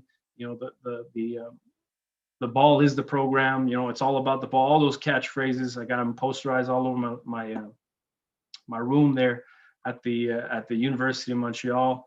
But what I'd like to see here is a little more reduced shoulder and taking that ball and keeping it high and tight and simply taking it with you and giving nothing but the back plate to that defender. So any type of defender getting that arm out there, we're going to try and break arm tackles. We're not going to shy away, and we're not going to run away from arm tackles. And the other point is the more wasted movement we run this way, the more we're getting caught up from a vice tackle or any type of angle of pursuit. Guys on pursuit come from the backside. So really important. We want to try and stay as vertical as we can coming out of this thing. We do not want to run into the linebacker sitting out here or the halfback chasing us down. So we want to try to put our outside foot down, get vertical. Now, when the offense, the other thing you can do with this is change the direction. And sometimes what I'll do is I'll try and get that left hand in there, and I'll ask the guys to use their offhand. Big preacher on using the offhand. I mean, we all got 2 arms, 2 hands. Let's use them as backs. We don't do a good enough job of using the offhand and its awareness of where that defender is and what he's trying to do and how he's trying to get the ball away. So this one's not too bad. You can see where he's a little aware. He's putting his foot down and he's kind of bringing that ball. He's taking it with him. It's better where I'm putting my outside foot down on vertical, but he's still not reducing his shoulders enough to my liking. Bert right here, big guy, 6'3" body frame. I like that. Derrick Henry, a little too high. And again, way too much wasted movement. We're taking 2-3 steps outside that can. That's too much wasted movement. All right, that's pretty good. That's one of our fullbacks. So we'll leave it up to the fullbacks to do it right.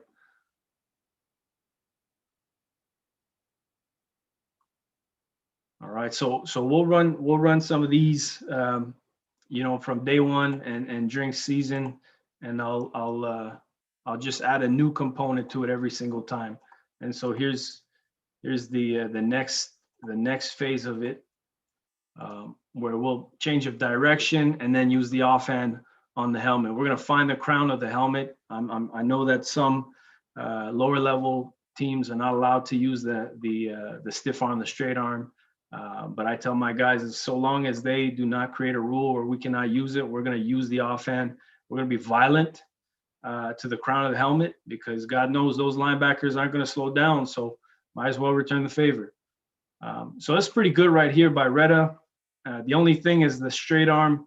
The way I see it, I tell the guys I want violence, but it's I always tell them it's like that bench press. To me, it's totally useless in football, except for a couple of positions, and right back's one of them, where you can use that same motion, that you would use in a bench press, that lifting the weight up and down.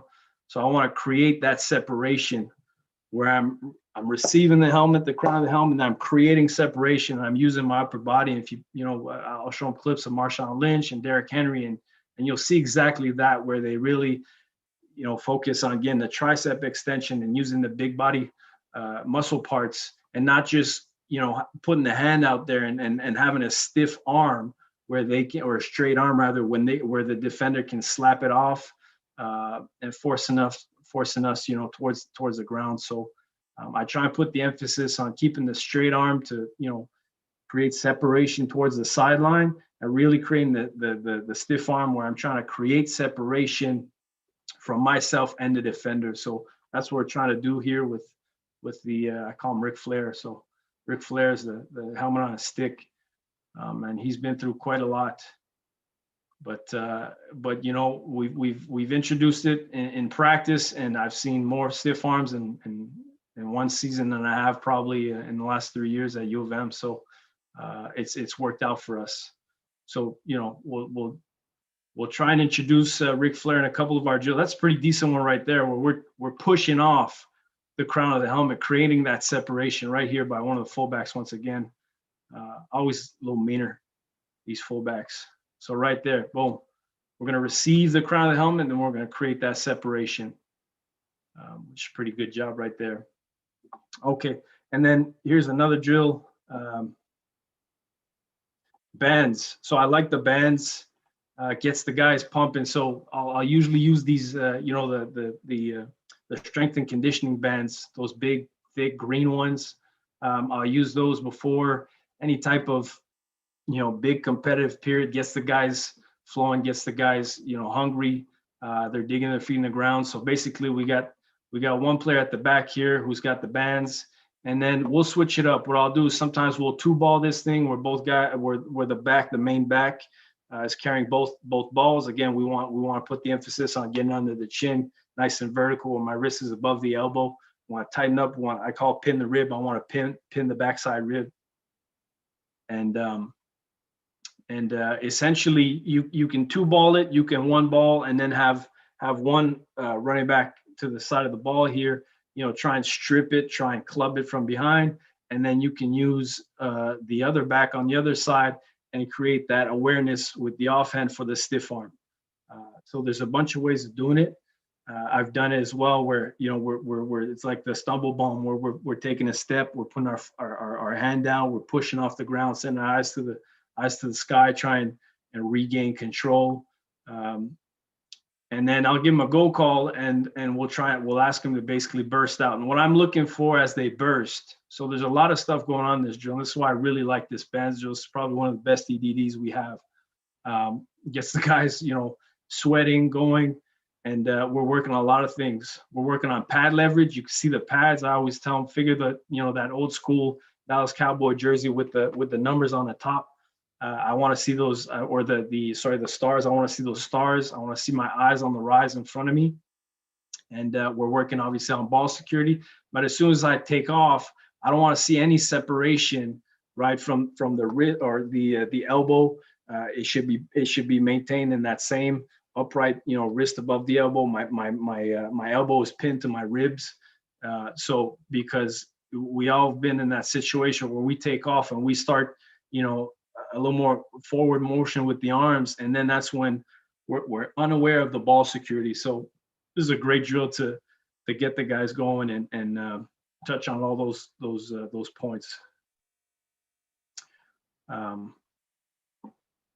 Here's another good look. And if I find the backs aren't violent enough in this drill, I'll get in there with my boxing gloves, and the guys enjoy it. Try and be a part of the individual period as well. I find the guys always get a little kick out of it, gets them going when they see coach get in there and mess it up. And so I take pride in these. Here's another one right here. So this is the stumble bum, where basically we got this, bought this online, where there's a harness and there's an elastic. And so the ball's in the harness, and somebody's pulling and tugging on the ball. So we want to make sure we maintain that same position. And as I'm going down, I call it the chicken wing, where I don't see that chicken wing pop out. That elbow is still pinned to the rib. And as we're doing that, we're stumbling. We want to push our eyes up. Not a great job here. Don't love it, because our eyes are to the ground for the duration of the drill. So Dazu here would want to push off and send his eyes up to regain a good form, a good running form, and be able to sprint out of there ideally once we break that tackle. And then I'll have the other back obviously try and strip it, try and club it out. And so we'll switch between both of these drills. These are both great activation drills with the bands. Okay, and then I got this last EDD that I really, to me, these are the simplest ones, but the most effective drills. I got another bunch of drills. We use pop-ups, we use cans, teach patience and tempo, pressing the aiming point with great patience, being slow too fast through. I have a bunch of drills, but these right here are some of the best everyday drills we have. This right here is a day one at camp, where I'm trying to recreate, breaking tackles. All right. And what I want, and I put the arches down because I don't want the guys to, I want us to sink our hips. I want us to drop our weight and not necessarily lean, because as we lean, the ball carrier leans, he's going forward and you're falling towards the ground. All right. So we want to be a little more explosive and dynamic, and rip through and up and through. So always on the rise. So what I'm trying to do here is get this, I'm giving him a foot call. So he's gonna get his near foot down, and we want that foot to be towards him. And what that does is it basically maintains a nice, decent base where we don't have our both feet under us, too much under us. When I step to him, I got power. I could rip through. Obviously, we'll do this thing with the off arm, where we will rip through and get on the rise, and then we'll do it again when it's ball side, and then it'll be same foot, same shoulder. So kind of like Coach Speck was talking about with the buster, pretty much the exact same deal as the chip out, but this one's a little more violent, a little more vertical and a little more violent, because we're trying to break tackle and not necessarily just reset the block on a chip block. So this is basically what we're working on. And again, always putting the emphasis on the ball, pinning the rib. And you see this one right here, there's a chicken wing. So we're lifting off and we got that chicken wing going. So that's when you're breaking one tackle, but the guy from behind, it's always the guy you don't see, right? So it's the guy behind coming and stripping the ball loose. So those are all the points of emphasis we're trying to talk about. Let me get this cleaner one right here. So I'm trying to stay as square as I can, and get that shoulder in there and get vertical. And the reason why I like the wide base, and this is a good example right here, is as I'm stepping to that near hip tackle. Basically, if he's big enough, strong enough to move me off my mark, well, my feet were not under me, so now I can put my outside foot down and regain balance and get vertical. So this is a great drill for all those coaching points. We're trying to get vertical, trying to be on the rise, and if he does move me off my mark, I'm sturdy. I'm nice and strong. And that's why we don't want to lead with the outside foot. We want to lead with the near foot. if I lead with the outside foot, I'm fully extended going this way. If he moves me off my mark, my feet are now below me, so I don't have that center of gravity where I can put my outside foot down and regain control. So I hope that makes sense. A little complicated to explain here on film, but this is one of the day one drills we will rep in camp. All right. So in terms of EDDs, that was the run. What I'd like to do now is share with you guys some pass protection stuff. Everybody still there? Paulie, can you? Yeah, we got you. Actually, we have a quick question. Go ahead. Sheriff, if you want to just unmute yourself and. Yeah. Hey, Jay, how's it going, man? Listen, I was wondering during this season and stuff, how do you separate your time as a position coach between, scheme stuff that you have to go through with the guys and then, your EDD and positional skills, in season, in camps? How do you see that and how do you manage that? That's a great question. Always difficult because of obvious reasons. The coordinator wants to spend more time with the scheme. We want to throw more. We want to mesh more, that kind of stuff. So first and foremost, I always try and incorporate footwork within the drill. So at least that's taken care of. And every day, basically, based off of what we're installing, I'm going to try and curtail that drill to the scheme that we're seeing. So obviously, if it's some type of inside zone, that's going to be inside zone footwork, and it's going to be some type of tempo building drill, right? And most of this stuff here, these will be day one of camp, camp drills, so that they know, when we go early out. So the other portion of the question was, how do you get to do all this stuff? Well, I try and get the guys out early, to be honest with you. Sometimes it'll be fullbacks only, sometimes it'll be backs, and sometimes it'll be based on one thing. And that period might also be just a walkthrough. We'll literally walk through the drill just so the guys get an understanding of what I'm trying to explain and what we're trying to get at. All in all, we try and get them out early, try and see as much information before, and also before that, in the most valuable time is in our meeting periods. We'll try and I'll try and show them a cut up. I'll try and show them the drill on paper in the meeting room, explain it to them, give them the buzzwords so that when we get out there, I'm saying bags, or I'm saying Ric Flair, and they know exactly what we need, what we're doing, where we're set up, and how we want to do the drill. So I hope that makes sense. Yeah, that's what I was looking for. If I put you on the spot here, and you don't have to answer, but what amount of time do you feel comfortable with? That you say like, hey, my head man and my OC are giving me sufficient time to develop these guys. And obviously, I'm asking from the head coach kind of hat here. Yep. Where would you feel that sweet spot is? So we'll try and get more time on day ones. So about 15 to 10 minute period of indie. And what I'll do is I'll ask the way we did it 2 years ago is we try and break it off. So before certain periods, so let's say we're going into Skelly.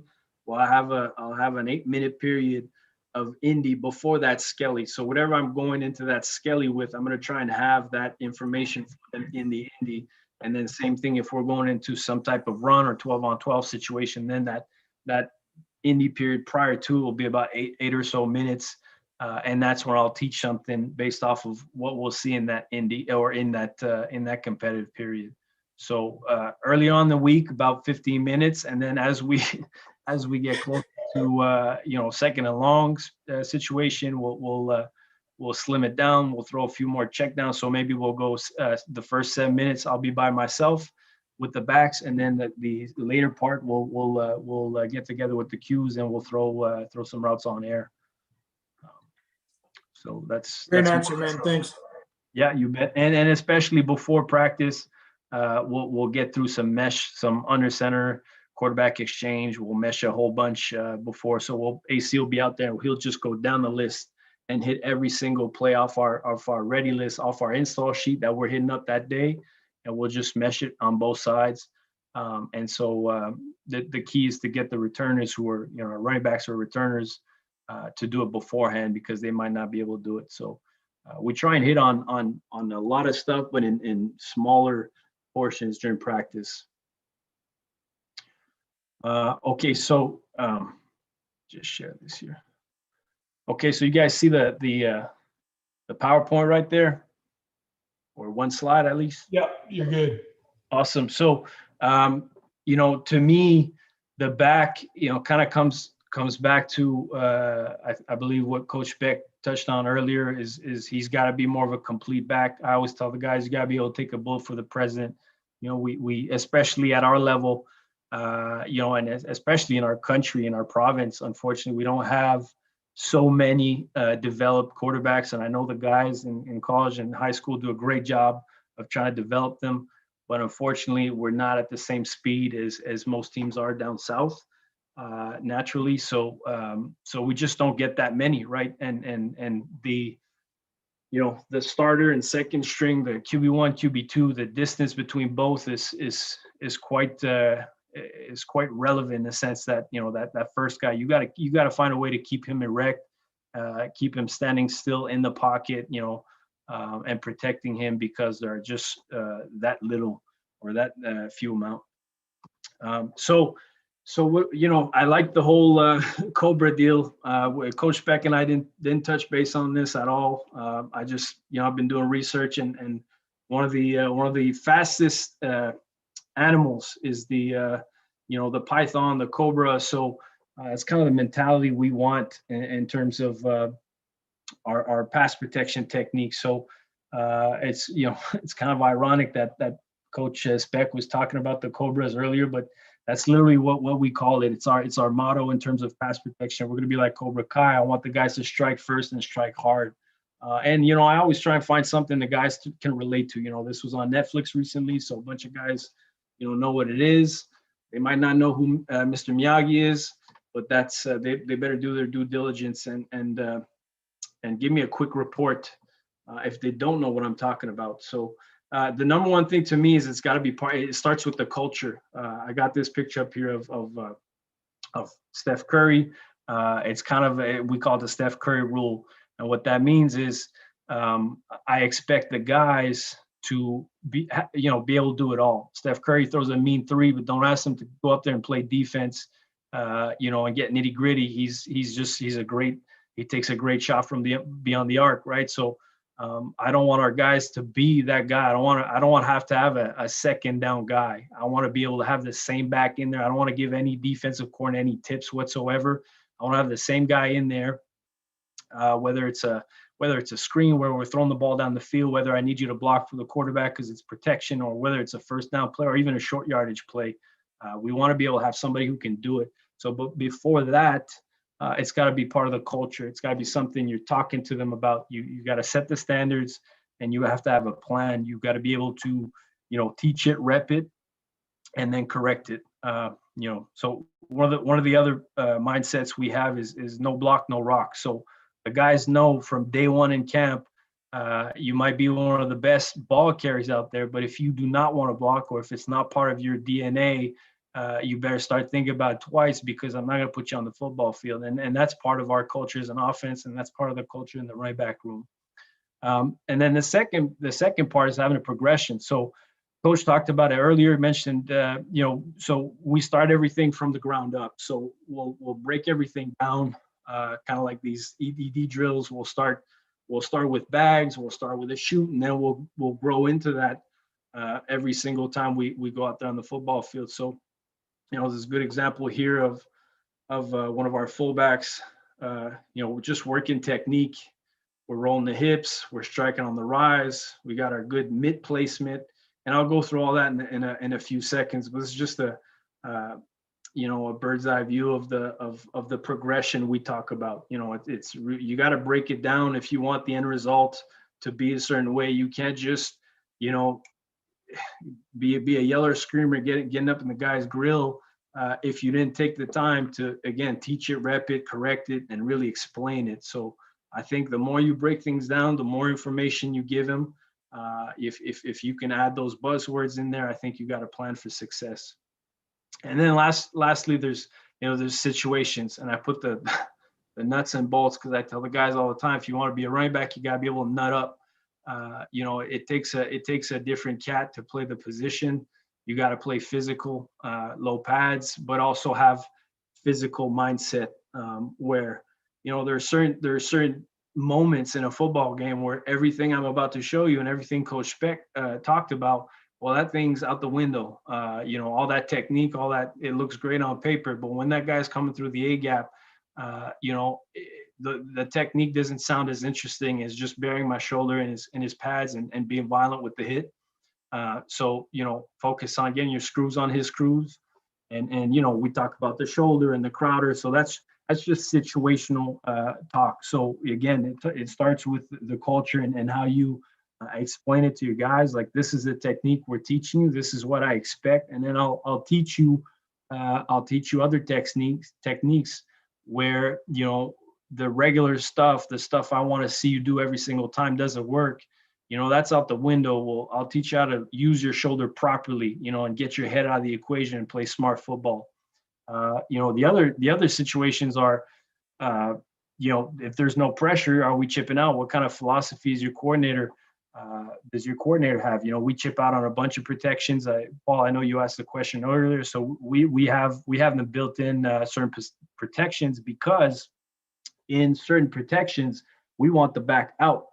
And hopefully I'll be able to hit this up at the very last part. But the sooner the back, and I know Coach Chapdelain's up here tonight, he knows what I'm talking about. The sooner the back gets out there, the more you can pull guys, in coverage, and the more you can widen up windows for the quarterback and open up certain routes. So these are all things you need to talk about. If the guys, don't understand why the swing route's important, they're not going to put the effort into running a swing route after they dual read and work their way out if they're not scanning, and so on and so forth. And then, is there a size disadvantage? If there is, well, then you might want to invest time into cut blocking, because, again, the guy can try and cut block all he wants, but if it's not properly taught, then he's just going to go off of his will and off of his strength, and that might not be the best way to go about. So just have a plan, talk about it, teach it, rep it, and correct it.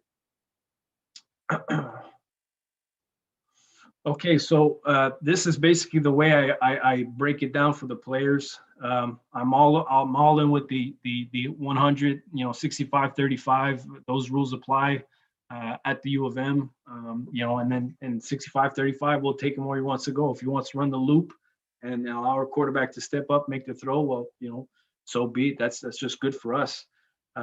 So this is basically right out of the manual. This is exactly what I show the players during camp.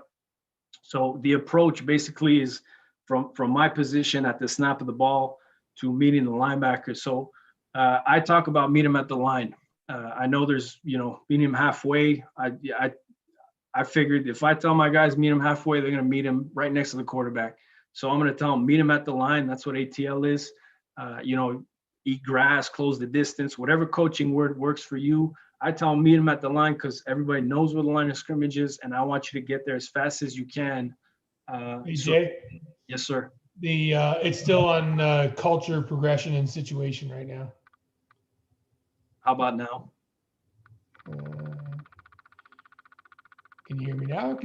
Nope, still not yet. Can you see it? No, still on the 3 points. Let me start over. Apologize. How about now? There we go. You got approach, come to balance. Awesome. Yes, sir. Appreciate it. Okay, so this is basically the way we talk about it. This is how I install it during camp. We go over every single detail. So the approach again is when I leave my position at the snap of the ball to meeting the defender who's blitzing at the line of scrimmage. So again, I asked him to meet him at the line because I want to get up there, I want to get in his face, and I want to limit, taking those hits into the quarterback. And that's why I asked them to meet him as close as they can to the line of scrimmage. And obviously we want to eliminate the two-way go. So we're going to talk about body presence. I've heard the term, build a wall, where basically you can just use body presence of a tackle, of a guard, to force, the defender outside and take away that two-way go. So eliminate the two-way go.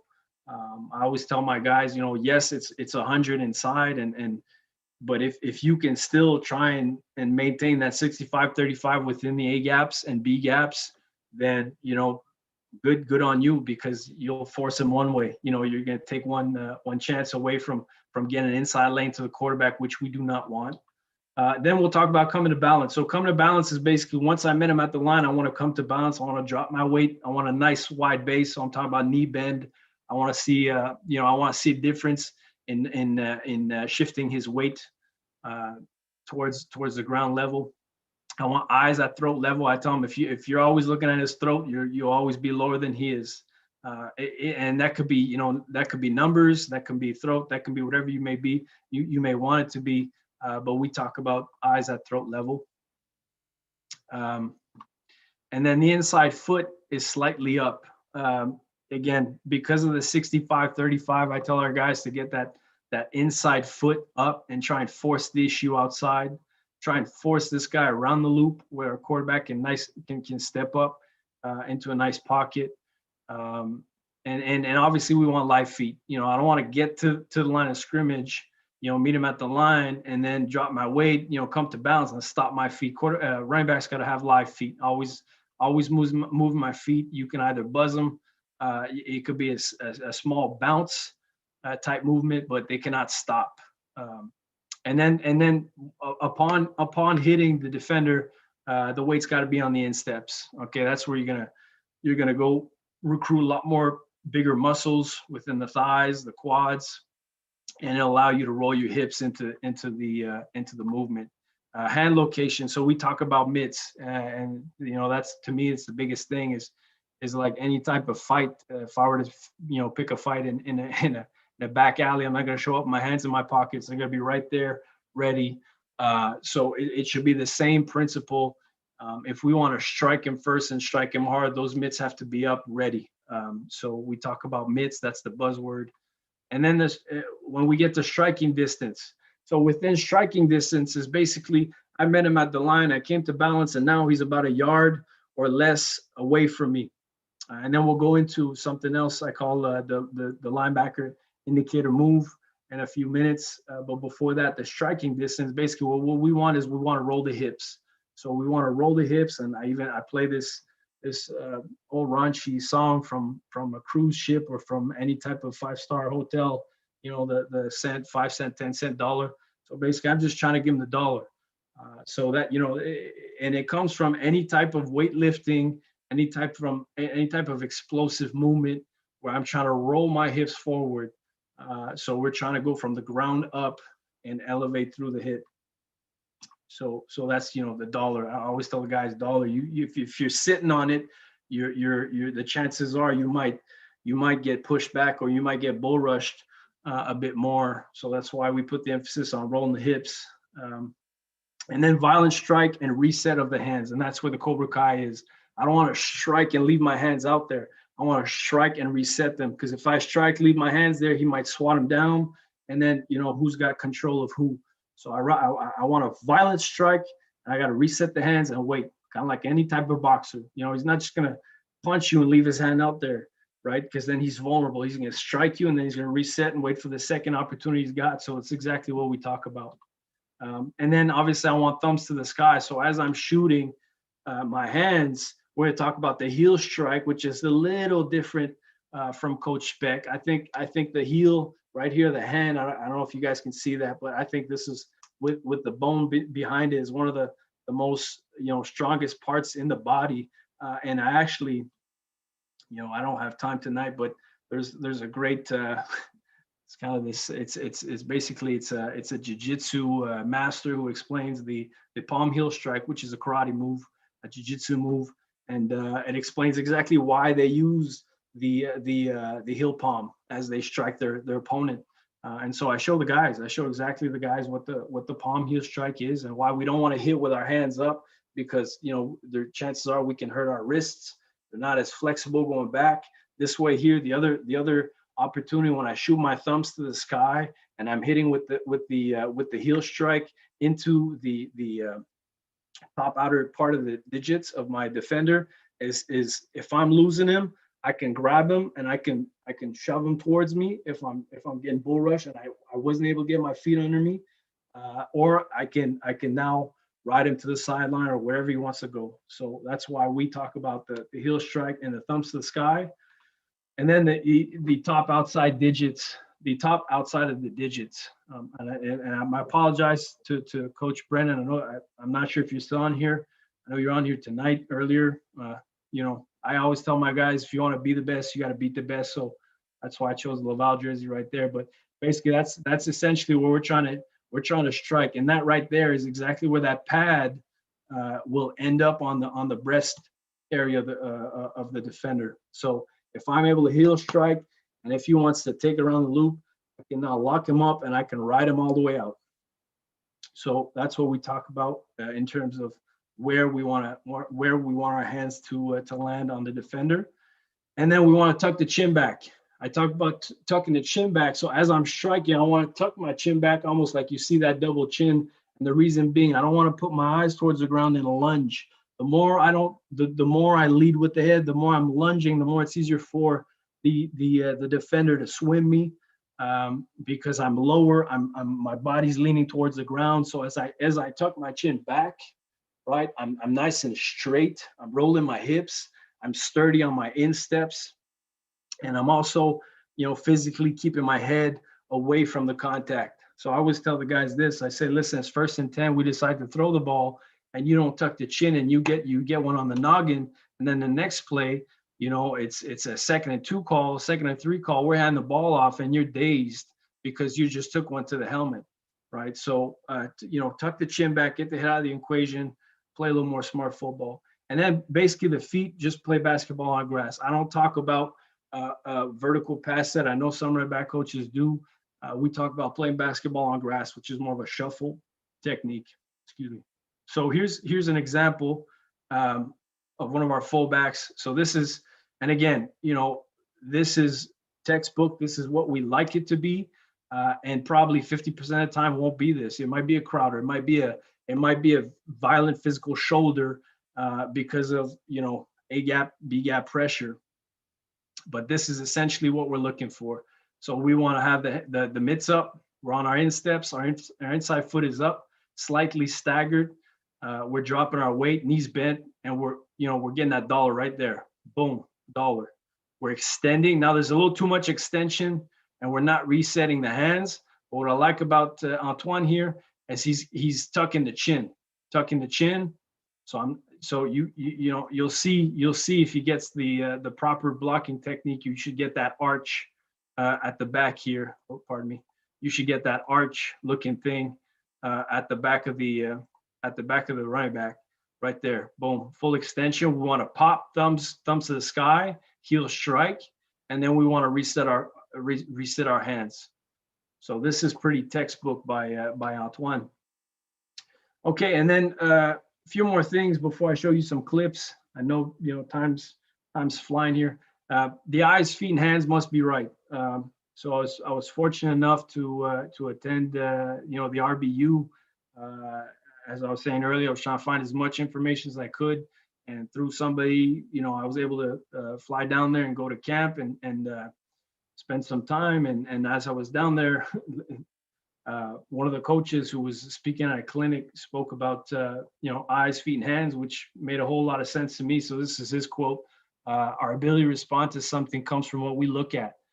My eyes will trigger my feet, will trigger my hands." So in a sense, if I'm not looking at the defender, if my eyes aren't on his top outside part of the digit, then I might not get my feet under me, and I might not trigger my hands to the right area. So we always talk about having the right eyes, right hands, and right feet, eyes, feet, and hands. This is another little drill. This is a good little drill, like day one kind of stuff.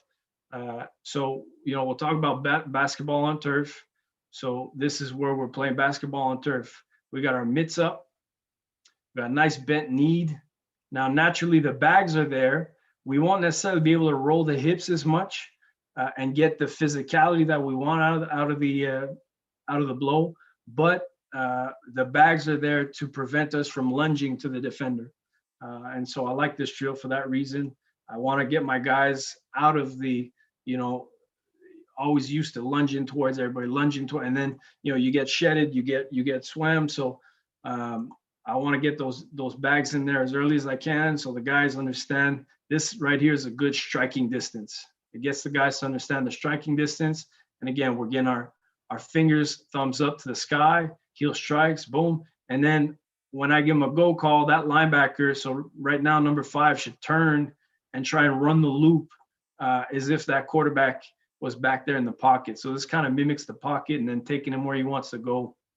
And the other thing is it allows the guys to understand you should always be, as a running back, between your defender and the quarterback. So you're basically following him all the way through, and you're going to take him where he wants to go, and you're going to strike and reset and strike and reset. And you should be able to finish with that quarterback right behind you. So if you had a camera basically in your back or, on your butt, it should be able to point right at that quarterback. So that's a good little day one drill for the guys to understand, not lunging, keeping that distance, and then having good use of the hands, bent knees, eyes at throat level. So this here's the indicator. So what's the linebacker indicator move? And what do I mean by that? Every I don't think linebackers are great pass rushers, but the more I see them nowadays with Instagram and Facebook and Twitter and everything out there, they're looking at all the guys, they're looking at the Kuechly's, they're looking at all the best backers out there, and they're trying to mimic them. I mean, they got Donald filming himself doing pass rush moves against knives and stuff. So I mean, the technology's out there, so guys are trying to get better, trying to learn as much as they can. So we have to prepare them. So basically, what's the linebacker you're going to face this week? What's he doing now? Clearly, this is university level stuff in a sense that I'll spend the time to give the guys a breakdown. I'll give them a report, and I'll tell them, listen, 55, this is what he likes. He's a bull rush guy. Don't expect a double move. Expect to be screws on screws, and you might have to use that crowd, or you might have to bury your shoulder into him because you won't be able to maintain that hit if you just try and strike him. Is he a dip and bend? Is he jab and go? Is he a long arm type of guy? And most of these moves are obviously D-line pass rush moves, but a lot of these linebackers are trying to get better at it. And so we have to get our guys ready and see them. And so there's a good drill here I got at FAU. And basically what we're trying to do is we're trying to limit our back from biting the cheese. Don't take the cheese. Don't be that guy who takes on the first move, because we're trying to play basketball on turf, and then you're lunging one way and he's double moving you, and then he's got inside lane towards the quarterback. So essentially we're repping this drill very early on in spring camp, where we can recognize, boom, right there, you got that double move, and now the back stepped one way, and now he's vulnerable the other way. He's trying to swim you, and that's when we're striking. That's where we're creating that separation. And so, from the start, what I'll do is I'll have them on one line, excuse me, facing each other, and it'll be very simple. There won't be any double move. It'll be a straight swim. It'll be a dip. It'll be a rip, whatever it may be, that day, and we will react to it. And then the next day, the following day, we'll do the same drill, but now we'll incorporate a double move. And so the guys will get used to that. They'll get used to playing basketball and shuffling their feet and bringing their feet with them, along with the defender going in that direction. So again, it's talking about the indicator move and bringing the awareness to the backs. All right. And so I have a couple of how am I doing on time, Paulie? You're good. You got about another 5 minutes or so. Okay. There we go. So real quick. So this is a circuit. So we try and incorporate a couple of things in the same. So going back to what Coach Sheriff was asking about earlier, if I'm strict on time, I'll try and have multiple stations within that same period, so we could work on a few things and rotate the guys through and get as many reps as we can, get them on film and able to correct them. So the first things first is this drill at the right side of the screen here was, I simply saw this on one of the clinics. I can't recall exactly what it was, but it's an O-lineman drill. And essentially what we're trying to do is we're just trying to shuffle our feet and stay square. And sometimes what I'll do is I'll get the D lineman out there early before practice.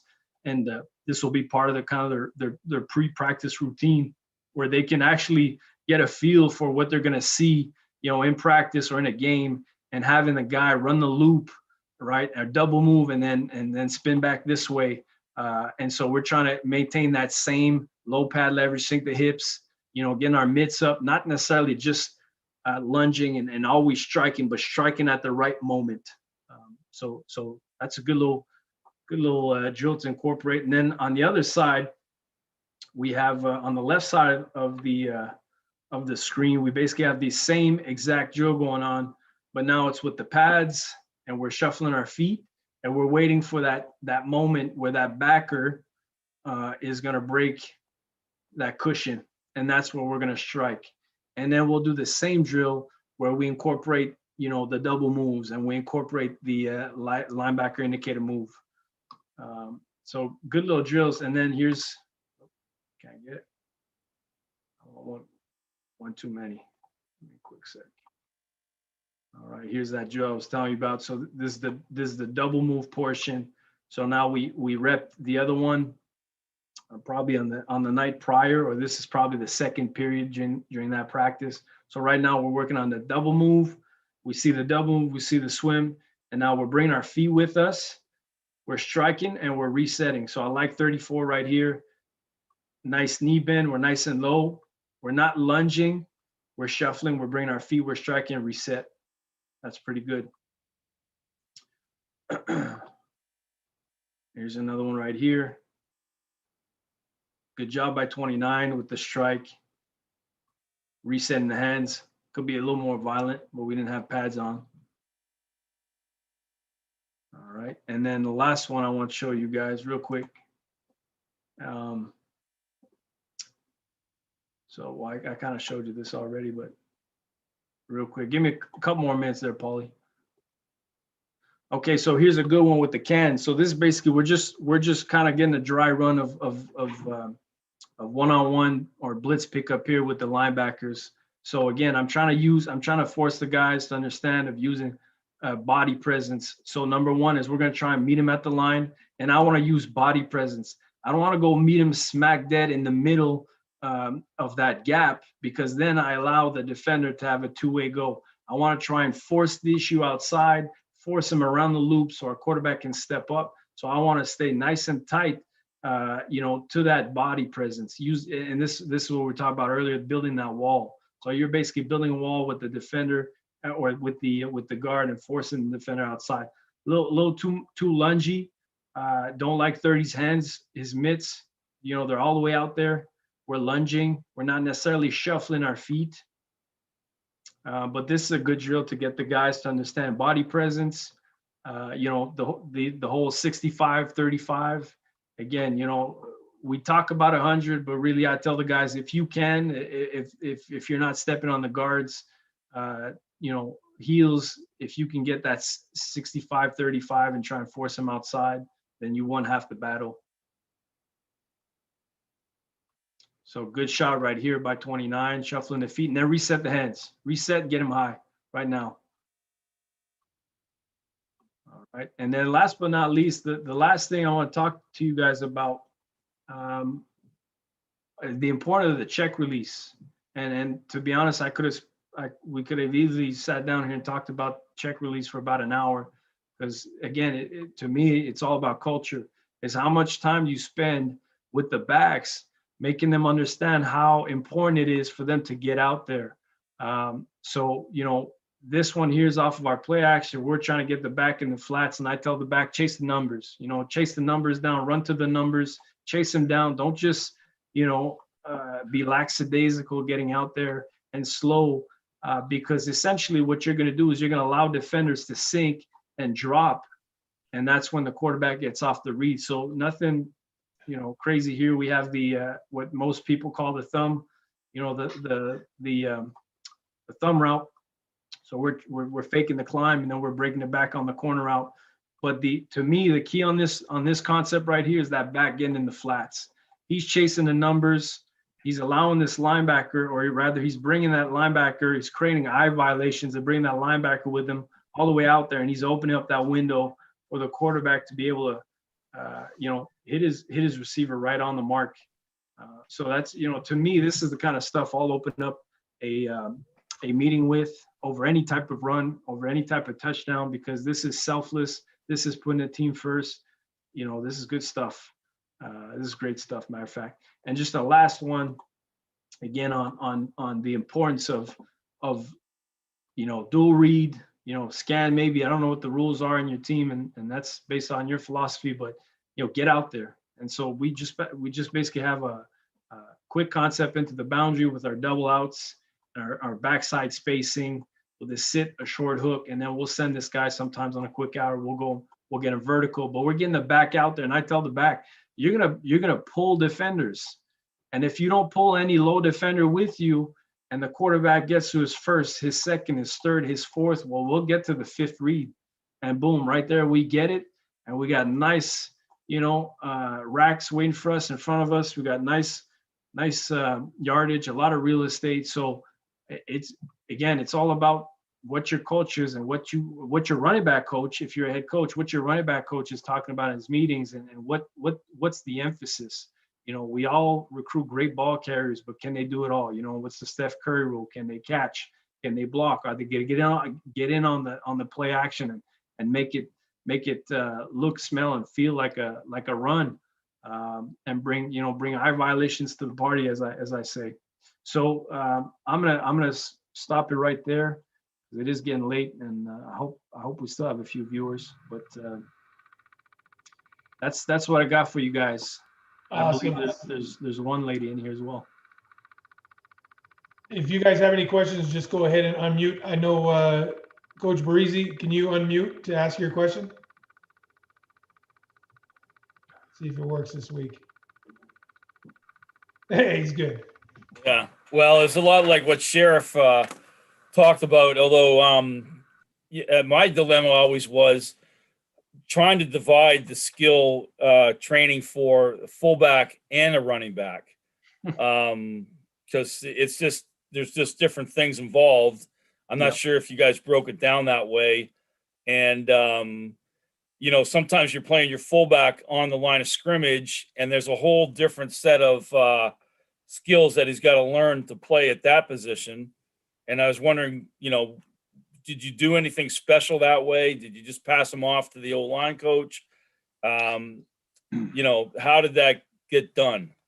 Yeah, that's a great question. A tough one to answer in the sense that, we all have the same kind of issues, especially, based off of how many coaches you have, and you have that tight end coach, that fullback coach. So we'll kind of mix it up as a staff. To be honest with you, I think the key is the communication and is having a plan. We'll meet every day. Obviously, we'll go through the install, we'll go through the practice periods, and we'll go through what exactly everybody's doing in those practice periods and how we can make everybody's practice period better, more competitive, and allow at that point the fullbacks to be doing something where they're not wasting their time, they're learning. And so sometimes it'll be myself taking them out early if I don't have that time, a lot of during practice, or if the O-line coach can't handle it that practice for whatever reason, then I'll take him out early, or I'll keep him late after practice and go through something, or meet with them earlier in the day. And then, I'll talk with AC and see if we can throw maybe a few more check downs today. Then I'll send the backs over with the quarterbacks, and then I'll spend that time, that whole indie period, with the fullbacks. Whereas, it's easy to just ship them off to the O-line coach, and unfortunately sometimes it has to be done. But that's kind of how we do it. Just as a staff, we got to find a way to help each other out. Thanks. Yep, you bet. Thank you. That was one of the nice things when Jay and I worked together, though, was it was, all right, Jay, you got the running backs, so I'm going to take the fullbacks over here, because whatever it was in the game plan, we could attack both things like that. So that helped out. So anybody else have any questions? There's nothing on, I don't see anything on YouTube Live. So we're good there. Anybody else have anything in the room? Yeah, it's I when you do. get 10 minutes individual, Yeah. and the running back's got 5,000 things to do. And then you got 40 minutes of special teams period, and the running backs are involved in every one of them. So there's Oh, yeah. 75,433 different things you want the running backs to do. You got 10 minutes to do it in. That's the truth right there. And some of those fullbacks long snap as well. So you kiss that time goodbye. You know, and you want to say, well, going to make the players better. You make the players better in individual. you make them better in individual. 100%. Well, you got 10 minutes. The most valuable time. I've been doing this for 33 years as a professional football coach, and it doesn't change no matter where you go at any level. Unless the head coach is a former offensive line coach. Yeah, Then or you if get- he coaches his own position, that usually Yeah. helps because then he's got to prepare for it. No, most teams I've been with, you get 20 minutes individual, and then the next period after that, special teams. Okay, so now you get 20 minutes plus the 10 in special teams, so you get 30 minutes individual. You know, Mhm. Yeah. but I got one schematic question for you. Yes, sir. And I don't know how much you use tight ends or not, but if they're playing under defense, say that left formation, tight ends to the right, you got under defense, and the back's got the double read on 60 protection. Okay, is he going inside out first or outside in first with his eyes? We talk about the back. Yes. We're always inside out. Okay. Yeah, always inside out. Yeah, we went outside. We went outside in when the guard was uncovered. And the reason being, I'm just giving you some information. And the reason being, we did that because when you see so much Mike fire zone, we know the will linebacker ain't coming. So we're not going to go to the will. We're going to come back to the Mike. So the back starts outside. Okay. Yeah. You see, takes that guy because we're going to take the Mike because we're going to move the point on it. I So hear you. anytime the guard was uncovered, we were going to go outside in. Okay. And if the guard was covered, now we're going to go inside out. It was different. Now, Wiles, was that different because the Sam was typically on the line of scrimmage? Yeah. Because you're going to get the Mike Sam, and normally in order for them to run that, the will linebacker has to cheat. You know what I mean? The safety has to start coming down. The other guy has to stop, going to the middle. So they try to disguise it. Right. They try to disguise it, but it's really tough for them to disguise it because the Will's got to replace the Mike in the zone. You know what I mean? So he's got to go. He can't be outside the tree technique. He's got to get his ass over there. Excuse me, I didn't mean to say that, man. You know what I mean? But he's got to get his butt over there, okay, to cover for the Mike. The Mike's coming. Whether the Mike's going inside the seam or outside the seam, it doesn't make any difference. Yeah, we did the same thing. As soon as we had edge pressure, our eyes started outside in, just because his access was pretty fast than the guy that got 4 yards deep. So More dangerous any guy. questions or anything? And you rather put your Mike, you rather put the back on the Sam than put the back on the Mike.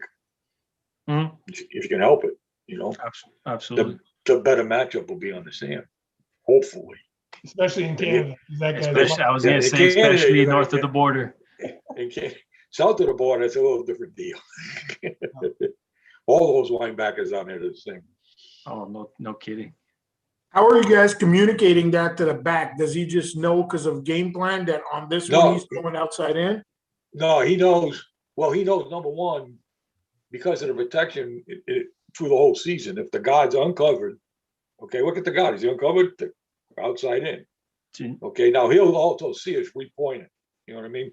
If we're going to the will and the will ain't coming, okay, there's no sense of going to that guy. We're going to come back to the Mike, okay?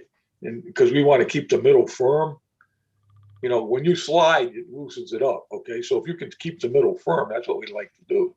And you can put the back on the edge player. Even if they don't run the Mike Sam fire zone, as long as the will ain't coming, we want to get off the will and come back to the Mike, okay? Now, if we need the line to stay there, unless it's a Mike Sam fire zone, if we need the line to stay to that side because you got Reggie White there, you know what I mean? Or you got the kid from the Rams there, well, then we're going to keep it on because we want to get the 3-on-2. You know what I mean? Or we want the guard to go help the tackle. Or we may want to double the defensive tackle with the center and the guard. You know what I mean? We might want to keep it on then because of who the personnel is there. Okay, but if we match up over there and we can get the center to stay in the middle, we would rather come back. And then if we read Mike Sam fire zone, right, then we're going to come back anyway.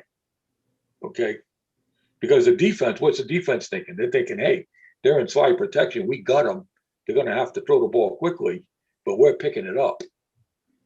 Okay, so. Awesome. Well, Jay, appreciate you jumping on and putting that presentation together. That was awesome. We had talked about doing a presentation at some point for the releases and stuff of the running back and why you use all the different releases and how it affects the different routes. So I do think that'd be a good one. So I had you last year and then this year. So, well, we'll get that one next year then, Jay. You're up. Next year, hopefully both you and I will be coaching ball a lot more than we are now in this world, but Yeah. I'll be there for sure. Awesome. Appreciate you jumping on. Thanks for the opportunity, Paul. For the people that are on YouTube Live, thanks a lot for joining us. Have yourselves a great night. And I'm just going to shut that down.